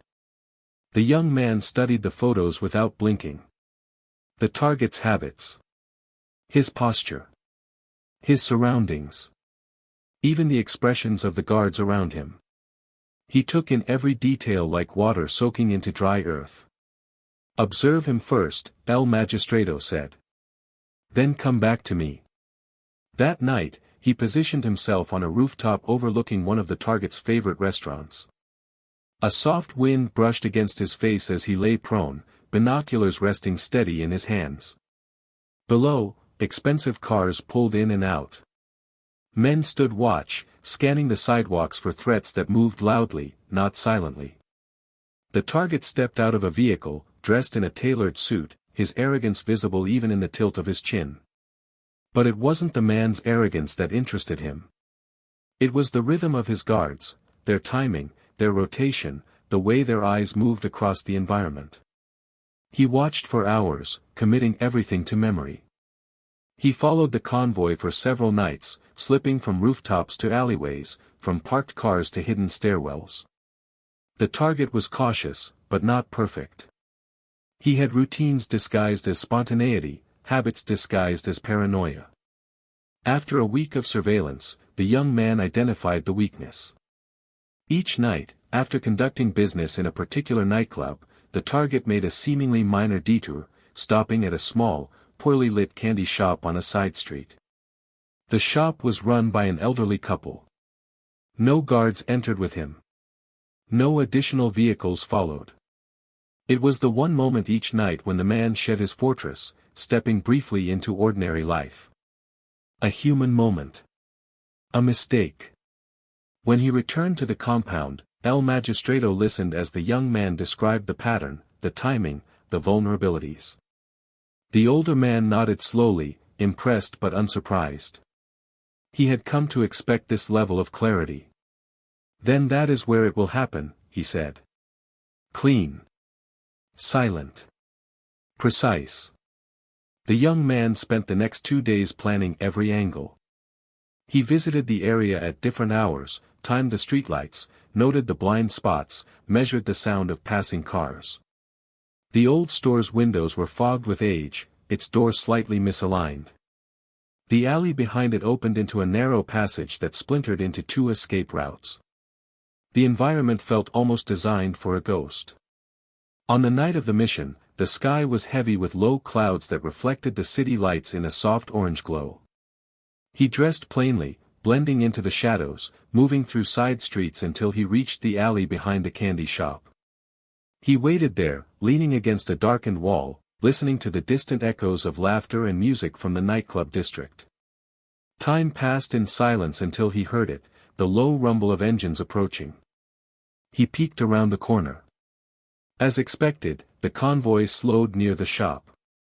The first car stopped. The target stepped out. The guards remained in their vehicles, watching but not closely. They were accustomed to this routine. Familiarity dulled vigilance. The target entered the shop. The young man exhaled slowly and moved. His steps were soft, barely brushing the pavement. He slipped into the shop just as the door swung shut behind the target. A faint bell jingled overhead. The target stood near a shelf of candies, selecting something with the distracted ease of a man who felt no danger here. The elderly woman behind the counter was smiling warmly at him.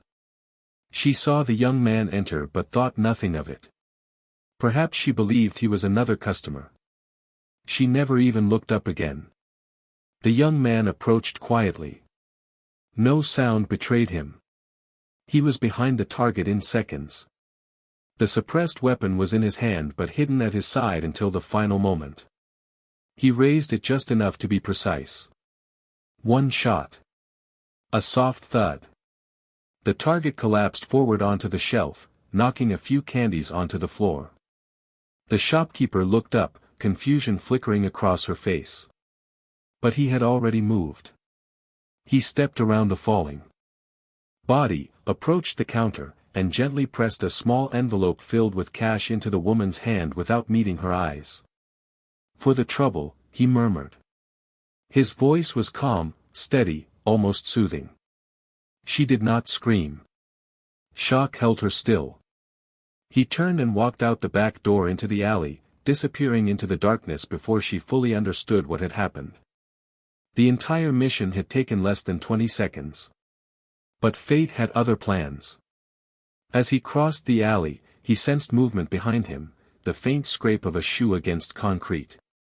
He spun quietly, weapon raised. And froze.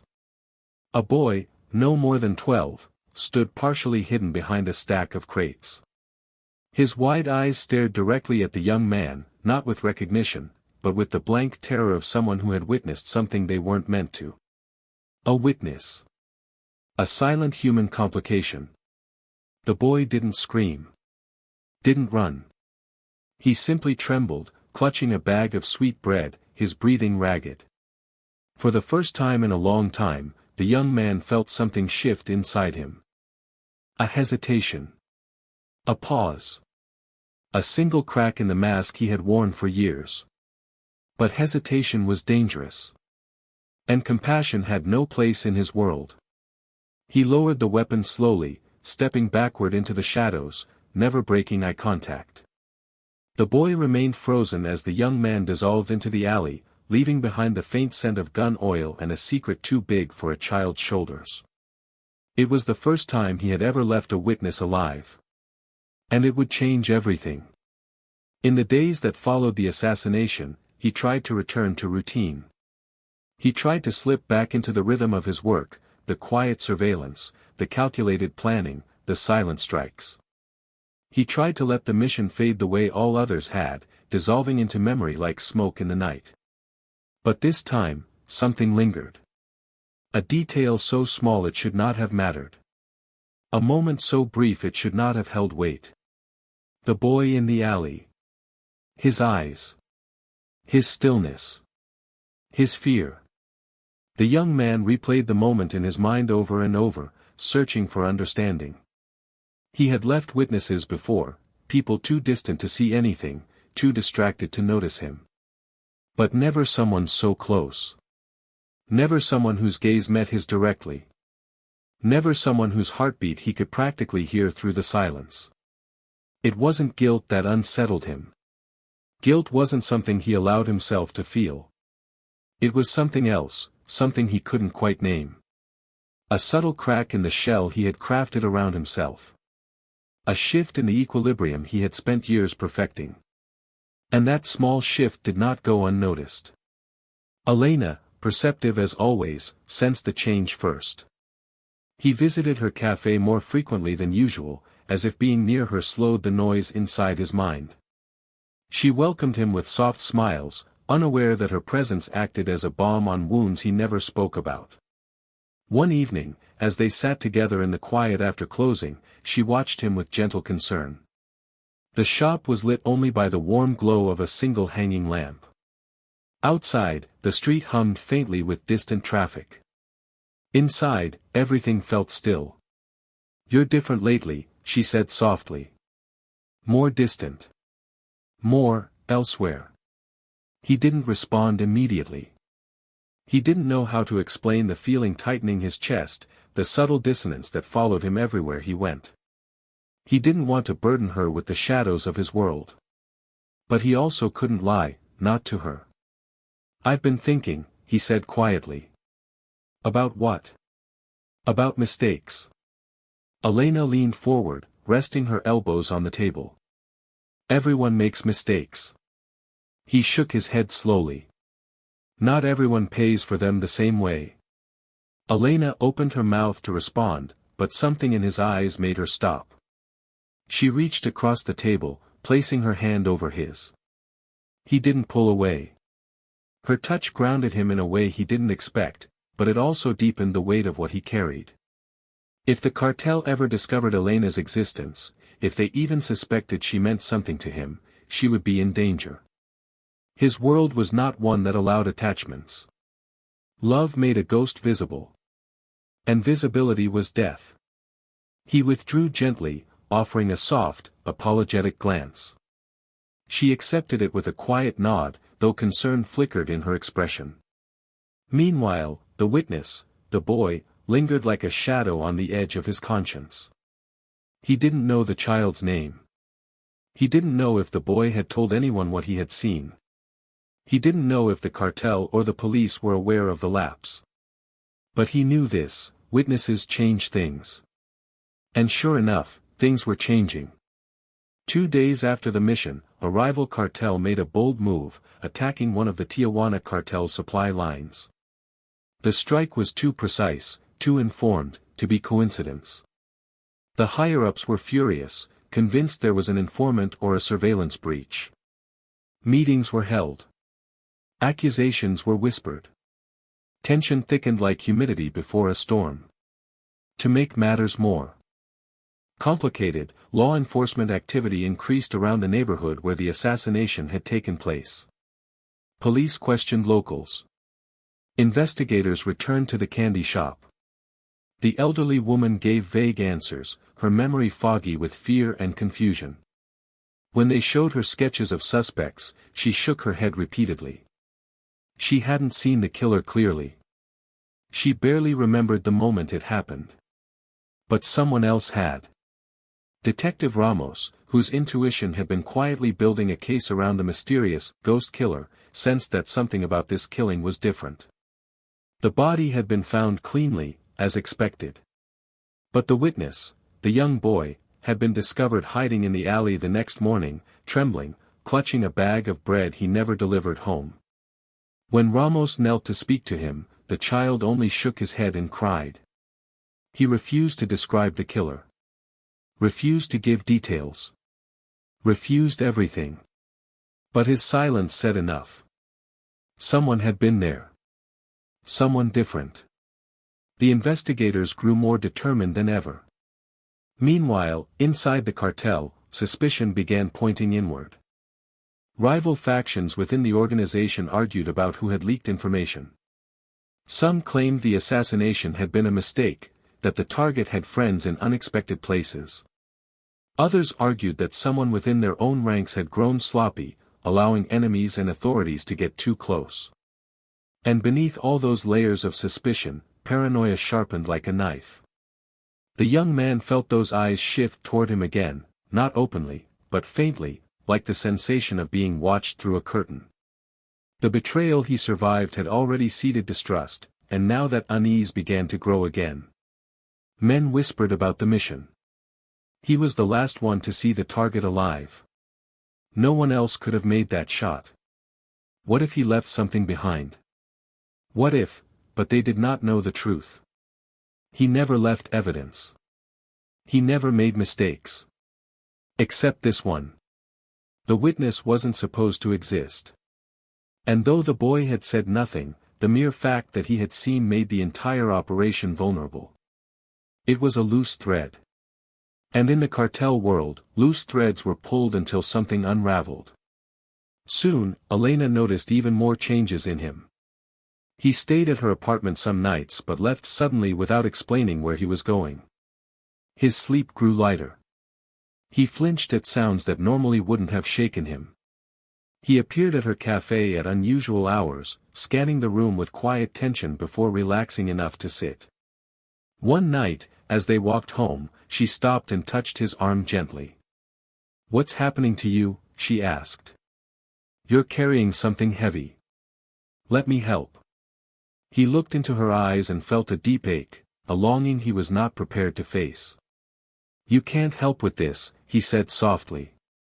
"Why not?" "Because the things I carry, they're not meant for someone like you." She swallowed hard, searching his face for answers he would not give. "You don't have to tell me everything," she whispered. "But don't shut me out." He wanted to reassure her.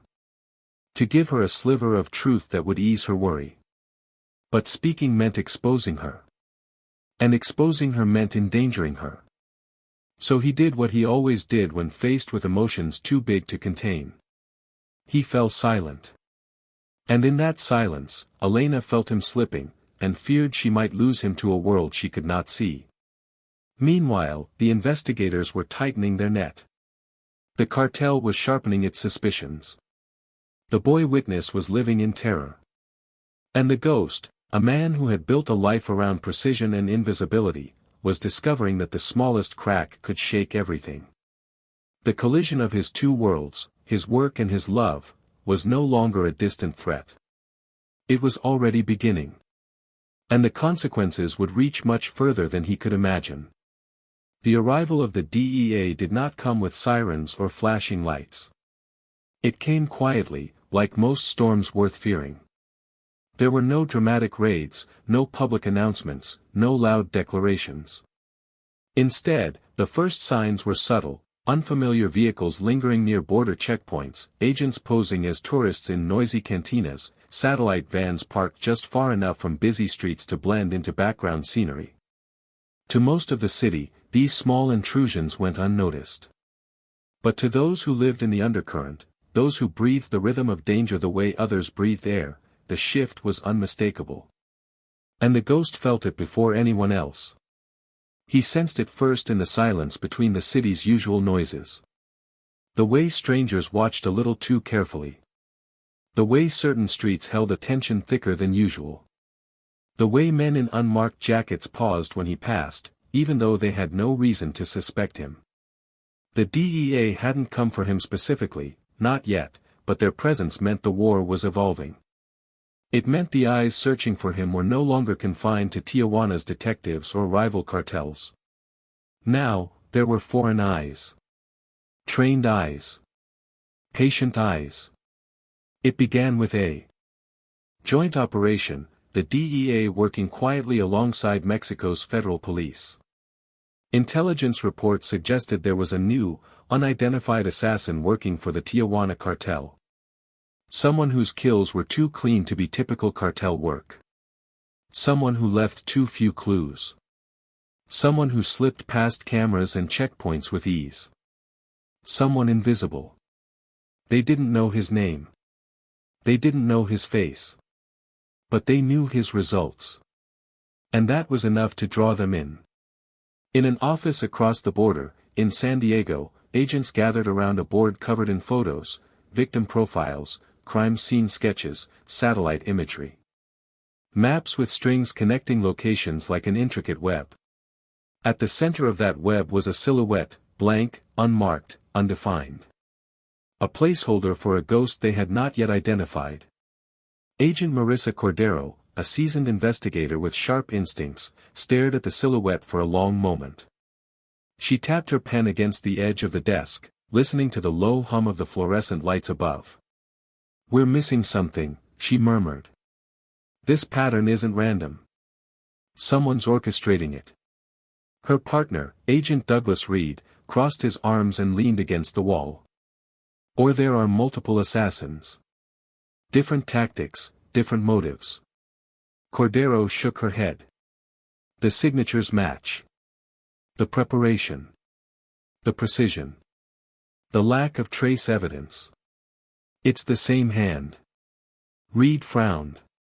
"Then this person is better trained than anyone we've dealt with here." "Yes," Cordero whispered. "Much better." Across the border, Mexican authorities felt the pressure too. Detective Ramos attended briefings where federal agents scrutinized every unusual killing, every clean crime scene, every whisper from informants too frightened to speak openly. Ramos had suspected a single assassin for months, long before federal attention intensified. But even he felt uneasy now. The situation was spiraling beyond local control. "The ghost," he murmured during one meeting. "We're dealing with the ghost everyone keeps talking about." His colleagues exchanged uneasy glances. They had mocked him at first, dismissing his instincts as fiction. But the evidence, or lack of evidence, supported him more with each passing week. While agents analyzed, tracked, and predicted, the young man moved through his routines with heightened caution. He felt the walls tightening, not physically, but atmospherically. The city's air was changing.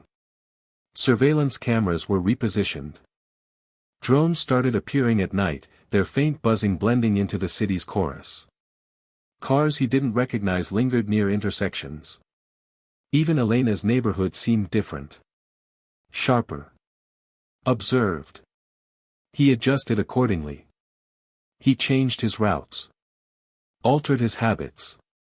Avoided predictable patterns. He visited Elena less frequently, though she didn't understand why. He spoke even less than usual, keeping his words close, afraid that any sound might carry consequences he couldn't control. One night, he passed through a quiet street near the border, a place he usually used as a shortcut. The street was lined with shuttered shops and dim street lamps flickering weakly. But as he walked, he felt something, an almost imperceptible vibration in the air, a shift in atmosphere he had learned to recognize instantly. He stopped walking. A second later, a camera lens glinted faintly from behind a balcony railing. Another caught the corner of his eye, hidden behind a broken streetlight. Farther down the street, a vehicle engine purred softly, too quiet to belong to any local driver. He exhaled slowly and kept moving, but in the opposite direction. That night, surveillance footage recorded someone walking briefly into frame, a figure too blurred to identify, wearing plain clothing, head lowered. The agent studied it obsessively, replaying the grainy clip again and again. Cordero pointed at the screen. Look how he moves. He's not startled. He's aware of the camera before he even enters its range. Reed nodded slowly. He knows the surveillance grid. Or he senses it. The agents exchanged a glance. A hunt had officially begun. Meanwhile, the cartel felt the tightening grip of federal attention. Meetings grew more tense. Accusations flew more freely. Some believed the DEA's sudden interest meant there was a mole. Others believed the ghost himself had been too reckless. But no one dared confront him directly. No one truly understood him. And that made him dangerous not only to enemies, but to allies as well. One evening, El Magistrado summoned him to a private room, dismissing the guards before speaking. There is heat, he said, his voice low, steady. More than usual. The Americans are watching us. The young man didn't answer. He stood in the dim glow of the lamp, his expression calm, his breath even. I need to know, El Magistrado continued, if anything unusual happened on your last assignment. A pause. A silence heavy enough to press against the walls. The young man finally shook his head. No mistakes. El Magistrado studied him. I believe you. But understand, others do not. They will use this chaos to point fingers. Some will point at you. The young man nodded once. Move carefully, El Magistrado warned. The DEA is different from the federals. They watch. They wait. They don't announce themselves until they already know what they need. Outside, the night settled softly over the city. Neon lights flickered. The distant sound of laughter mixed with the hum of traffic. But everything felt sharper now, more exposed, as though the border itself had tilted. He moved through the streets like a shadow navigating a maze of unseen eyes. He could feel the surveillance tightening, not enough to grab him, but enough to brush against the edge of his senses. Elena noticed the change in him too. One night, as he sat quietly at her table long after the cafe had closed, she placed a hand on his arm. You're afraid, she whispered. He shook his head slowly. Not afraid. Aware. But aware of what? He looked at her, and for a moment, he allowed himself to soften. Of danger. Of being watched. Of something coming. She swallowed. For you. He hesitated, then nodded. And if something happens, she whispered, voice trembling. He exhaled gently. Nothing will happen to you. But he couldn't promise that. Not truly. And the weight of that truth settled between them like a quiet storm. The DEA's net was closing. The cartel's trust was cracking. And his fragile double life, split between shadow and light, was beginning to tear. The ghost had survived the streets. He had survived betrayal. He had survived war. But surviving being seen would be far more difficult. And now, for the first time, someone capable of seeing him clearly was finally looking. There comes a moment in every life lived in darkness when the silence shifts, when the familiar shadows that once offered protection begin to feel like a cage. For him, that moment arrived in fragments, quiet realizations, small hesitations, subtle aches that he did not know how to name. It started with a thought he had never allowed himself before, a thought that began as a whisper and grew louder with each passing day. He wanted out. Not out of fear.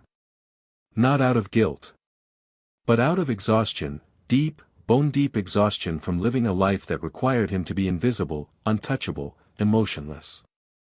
A life where he could never exhale fully, never let his guard down, never be human without risking everything. The cracks had been forming long before he admitted it to himself. Cracks created by betrayal, by constant surveillance, by growing suspicion within the cartel.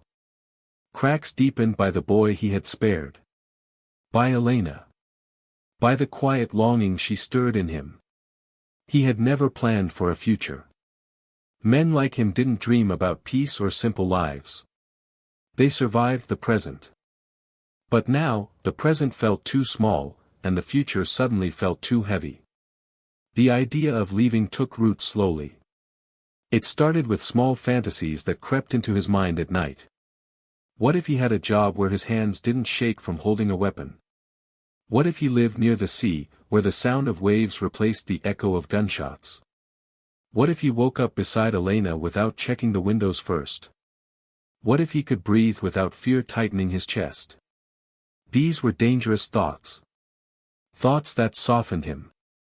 Thoughts that made him hesitate during missions, if only for a split second. Thoughts that marked him as vulnerable. And in his world, vulnerability was noticed quickly. He kept these thoughts hidden, buried deep. But El Maestro saw the change before anyone else.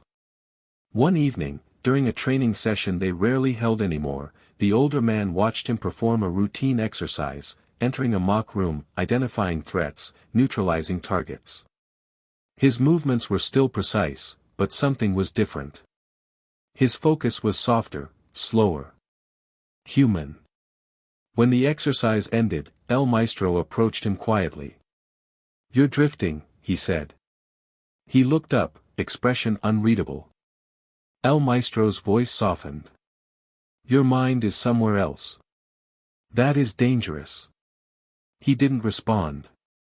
Silence was easier than truth. "You were not made for this forever," El Maestro continued. "But leaving is not simple. You know that." He did.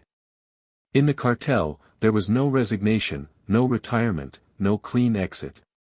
Once you joined, you belonged until death. Trying to leave was a death sentence.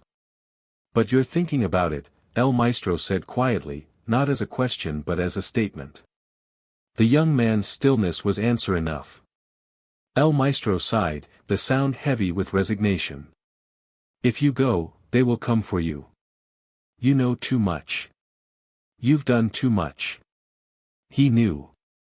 It was the single fact that kept him anchored to a life he no longer wanted.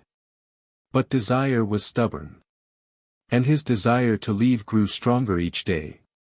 He began preparing quietly, in ways even he pretended were accidental. He visited coastal towns on the outskirts of the city, walking along their quiet shores, studying the ocean's steady pulse. He watched fishermen mend nets at dawn. He observed tourists disappear into small rental homes with laughter and sunburned faces.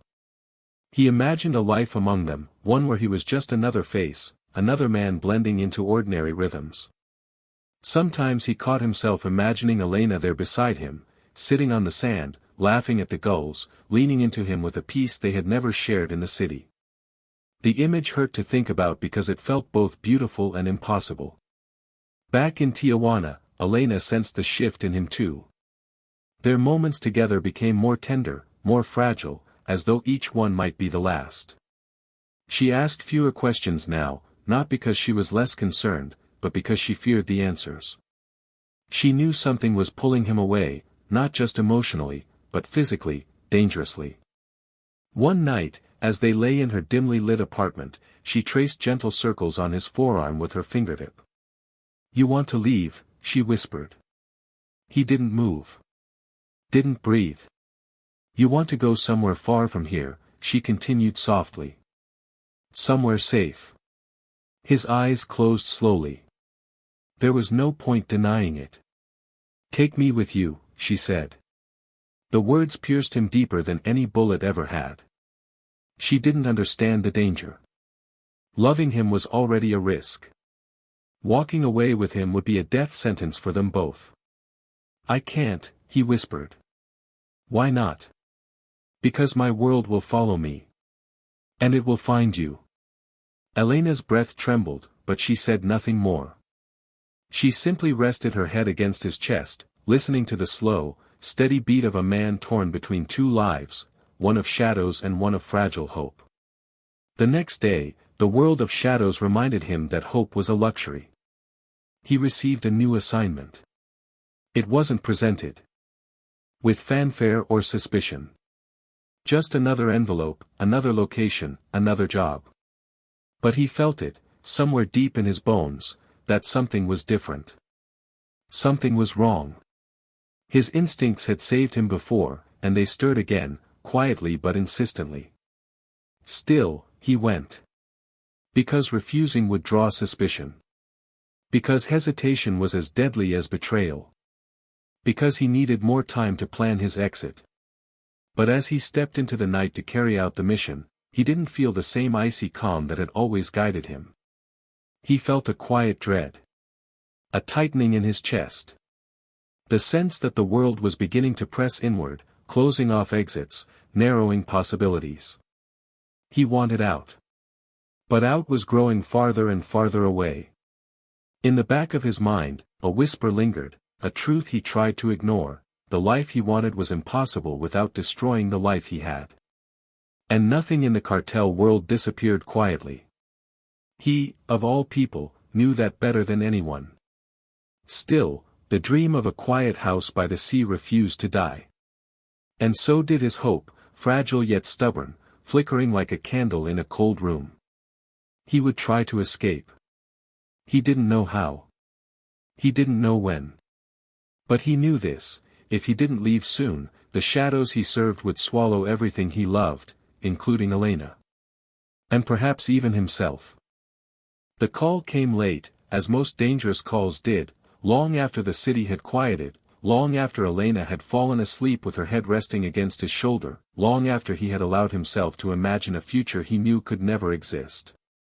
The buzzing of his phone felt louder than it should have, a sharp intrusion cutting through the soft, peaceful darkness of the small apartment.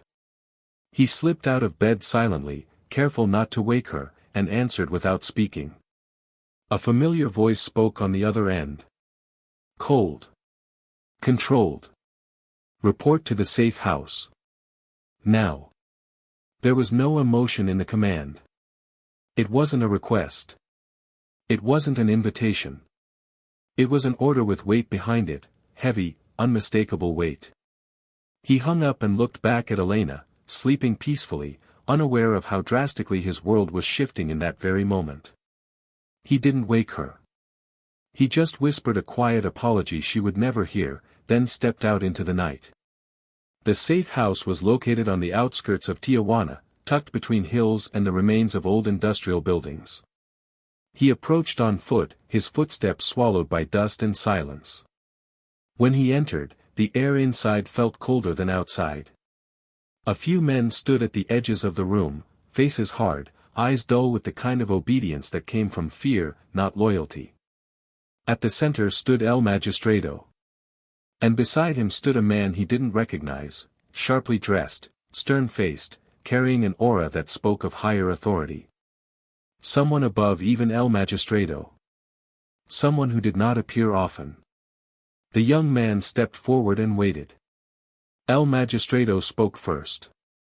You've been given an opportunity. The stranger continued. A final test. One that will determine your future. There it was. The phrase that confirmed everything he feared. Final test. In cartel language, a final test wasn't truly about proving oneself. It was about measuring loyalty, or eliminating the need to question it.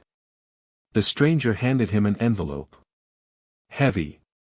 Too heavy for a simple assignment. He opened it and felt his breath catch, not externally, not visibly, but somewhere deep, where emotion rarely touched him. Inside was a single photograph. The face stared back at him with eyes he remembered from another lifetime. It was his former mentor's brother. A man he had once shared food with, laughed with, trained beside. A man who had walked away from cartel politics years ago, trying to salvage a normal life after losing too many friends to violence. Now he was marked. "Why?" the young man asked quietly. The stranger tilted his head, studying him. "Because he refused us. He turned away from his duty. And those who turn their back, must be reminded of consequences." The man wasn't a threat. He wasn't part of the wars anymore. He wasn't a danger to anyone. But killing him would send a message. A strong one. El Magistrado watched him carefully, as if reading his thoughts. "This is the assignment," he said softly. "One last job." He knew what this was. They were testing him. Suspecting him. Pushing him into a corner.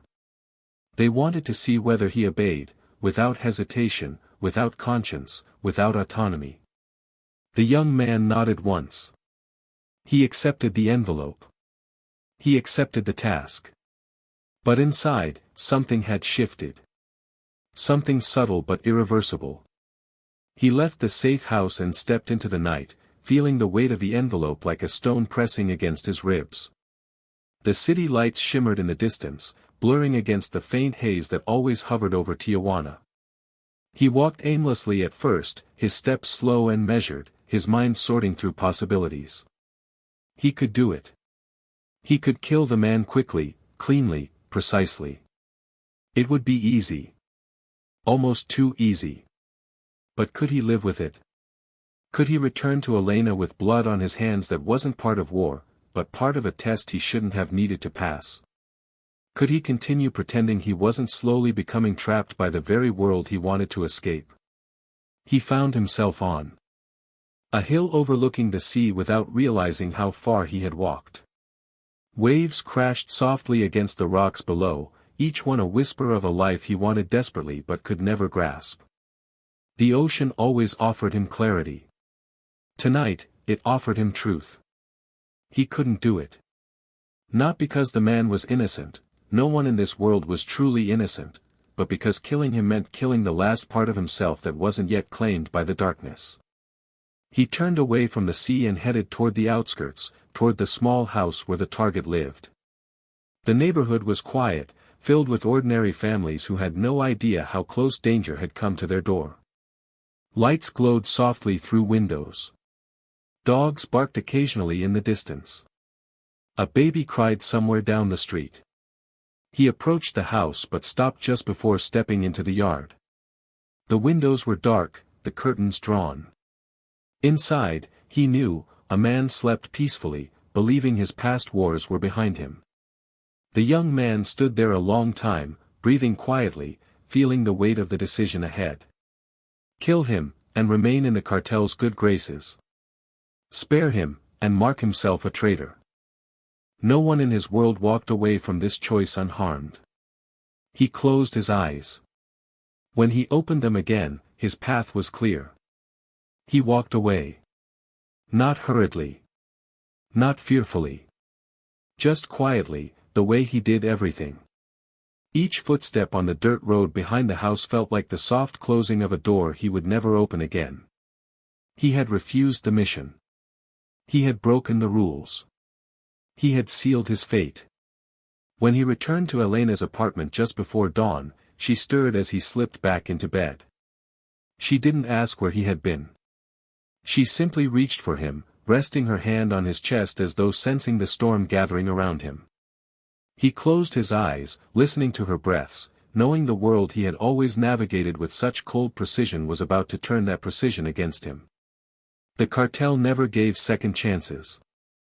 And by walking away from the final test, he had declared himself something far worse than disloyal. He had declared himself done. They would come for him now. And the ghost, for the first time in his life, was not sure he could outrun the darkness he helped create. Dawn rose slowly over Tijuana, brushing soft light across rooftops still heavy with night. The city looked peaceful from a distance, but inside him, everything felt tight and shifting, as if the ground beneath his feet had begun to tilt. He had always known that his refusal would come with consequences, but knowing and feeling were different things. Now, standing in Elena's apartment, watching pale sunlight creep across the floor, he understood the weight of what he had done. He had broken the only rule that mattered in his world, obedience. There was no returning from that. He moved quietly through the small kitchen, careful not to wake her. He wasn't packing, there was nothing to take. A man like him didn't own things. He didn't belong to places. He didn't leave traces behind. But leaving her felt different, like tearing away a part of himself he never expected to grow. She stirred softly, the blankets shifting as she lifted her head. Her voice was sleepy, warm, unprepared for goodbye. "You're leaving so early." He paused, hand resting against the back of a chair. Even simple questions felt sharp now. "I have something to take care of." "When will you come back?" Her voice carried a hope he didn't deserve. He swallowed. "I don't know." She sat up, worry pulling her features tight. "Is it dangerous?" He didn't answer. Silence said enough. She walked toward him, placing her hands gently on his chest. "Then don't go," she whispered. "Stay. Whatever it is, stay." He closed his eyes as her forehead touched his. Her breath warmed the space between them, fragile and real. This was the life he wanted, the softness, the closeness, the possibility of a tomorrow. But tomorrow was no longer guaranteed. "If I stay," he murmured, "danger follows." "I don't care." "But I do," he whispered, and the break in his voice surprised him. She reached for him again, but he stepped back, offering an apology through the smallest shake of his head. She understood him better than he ever expected, and that understanding hurt. "Please," she whispered. "If I don't go now," he said, "they'll come here." The truth landed between them like cold water. Tears welled in her eyes, but she didn't stop him again. She simply watched, memorizing him with an aching silence. He walked to the door, paused, and looked at her one last time. "You saved something in me," he said quietly. "Something I didn't know was still alive." Then he left. Outside, the morning air smelled of dust and distant exhaust. He walked quickly at first, then slower, trying to understand his own path as he blended into the waking streets. He had no destination, only distance. Distance from Elena. Distance from the trap the cartel had set. Distance from the life he no longer wanted. Every sound felt sharper now. A car engine idling too long. A window opening above him. A man talking on his phone across the street. None of it was unusual, but his instincts flared anyway. The hunt had begun. He could feel it, not through logic, but through the deep sense that had kept him alive for years. They were searching. By midday, black SUVs rolled through neighborhoods known only to those inside the organization. Men he once worked beside now held his picture, blurry, incomplete, and were told to find him. Not capture. Not question. Eliminate. He crossed the city toward the hills, avoiding roads, slipping between narrow paths and markets. He blended with crowds, then vanished from them. He passed through alleyways where stray dogs slept and old radios played soft static. But even as he moved, he sensed the closing net. The cartel wasn't the only threat.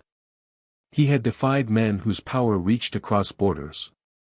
And somewhere, DEA agents were piecing together the shift too, sensing a ghost on the move.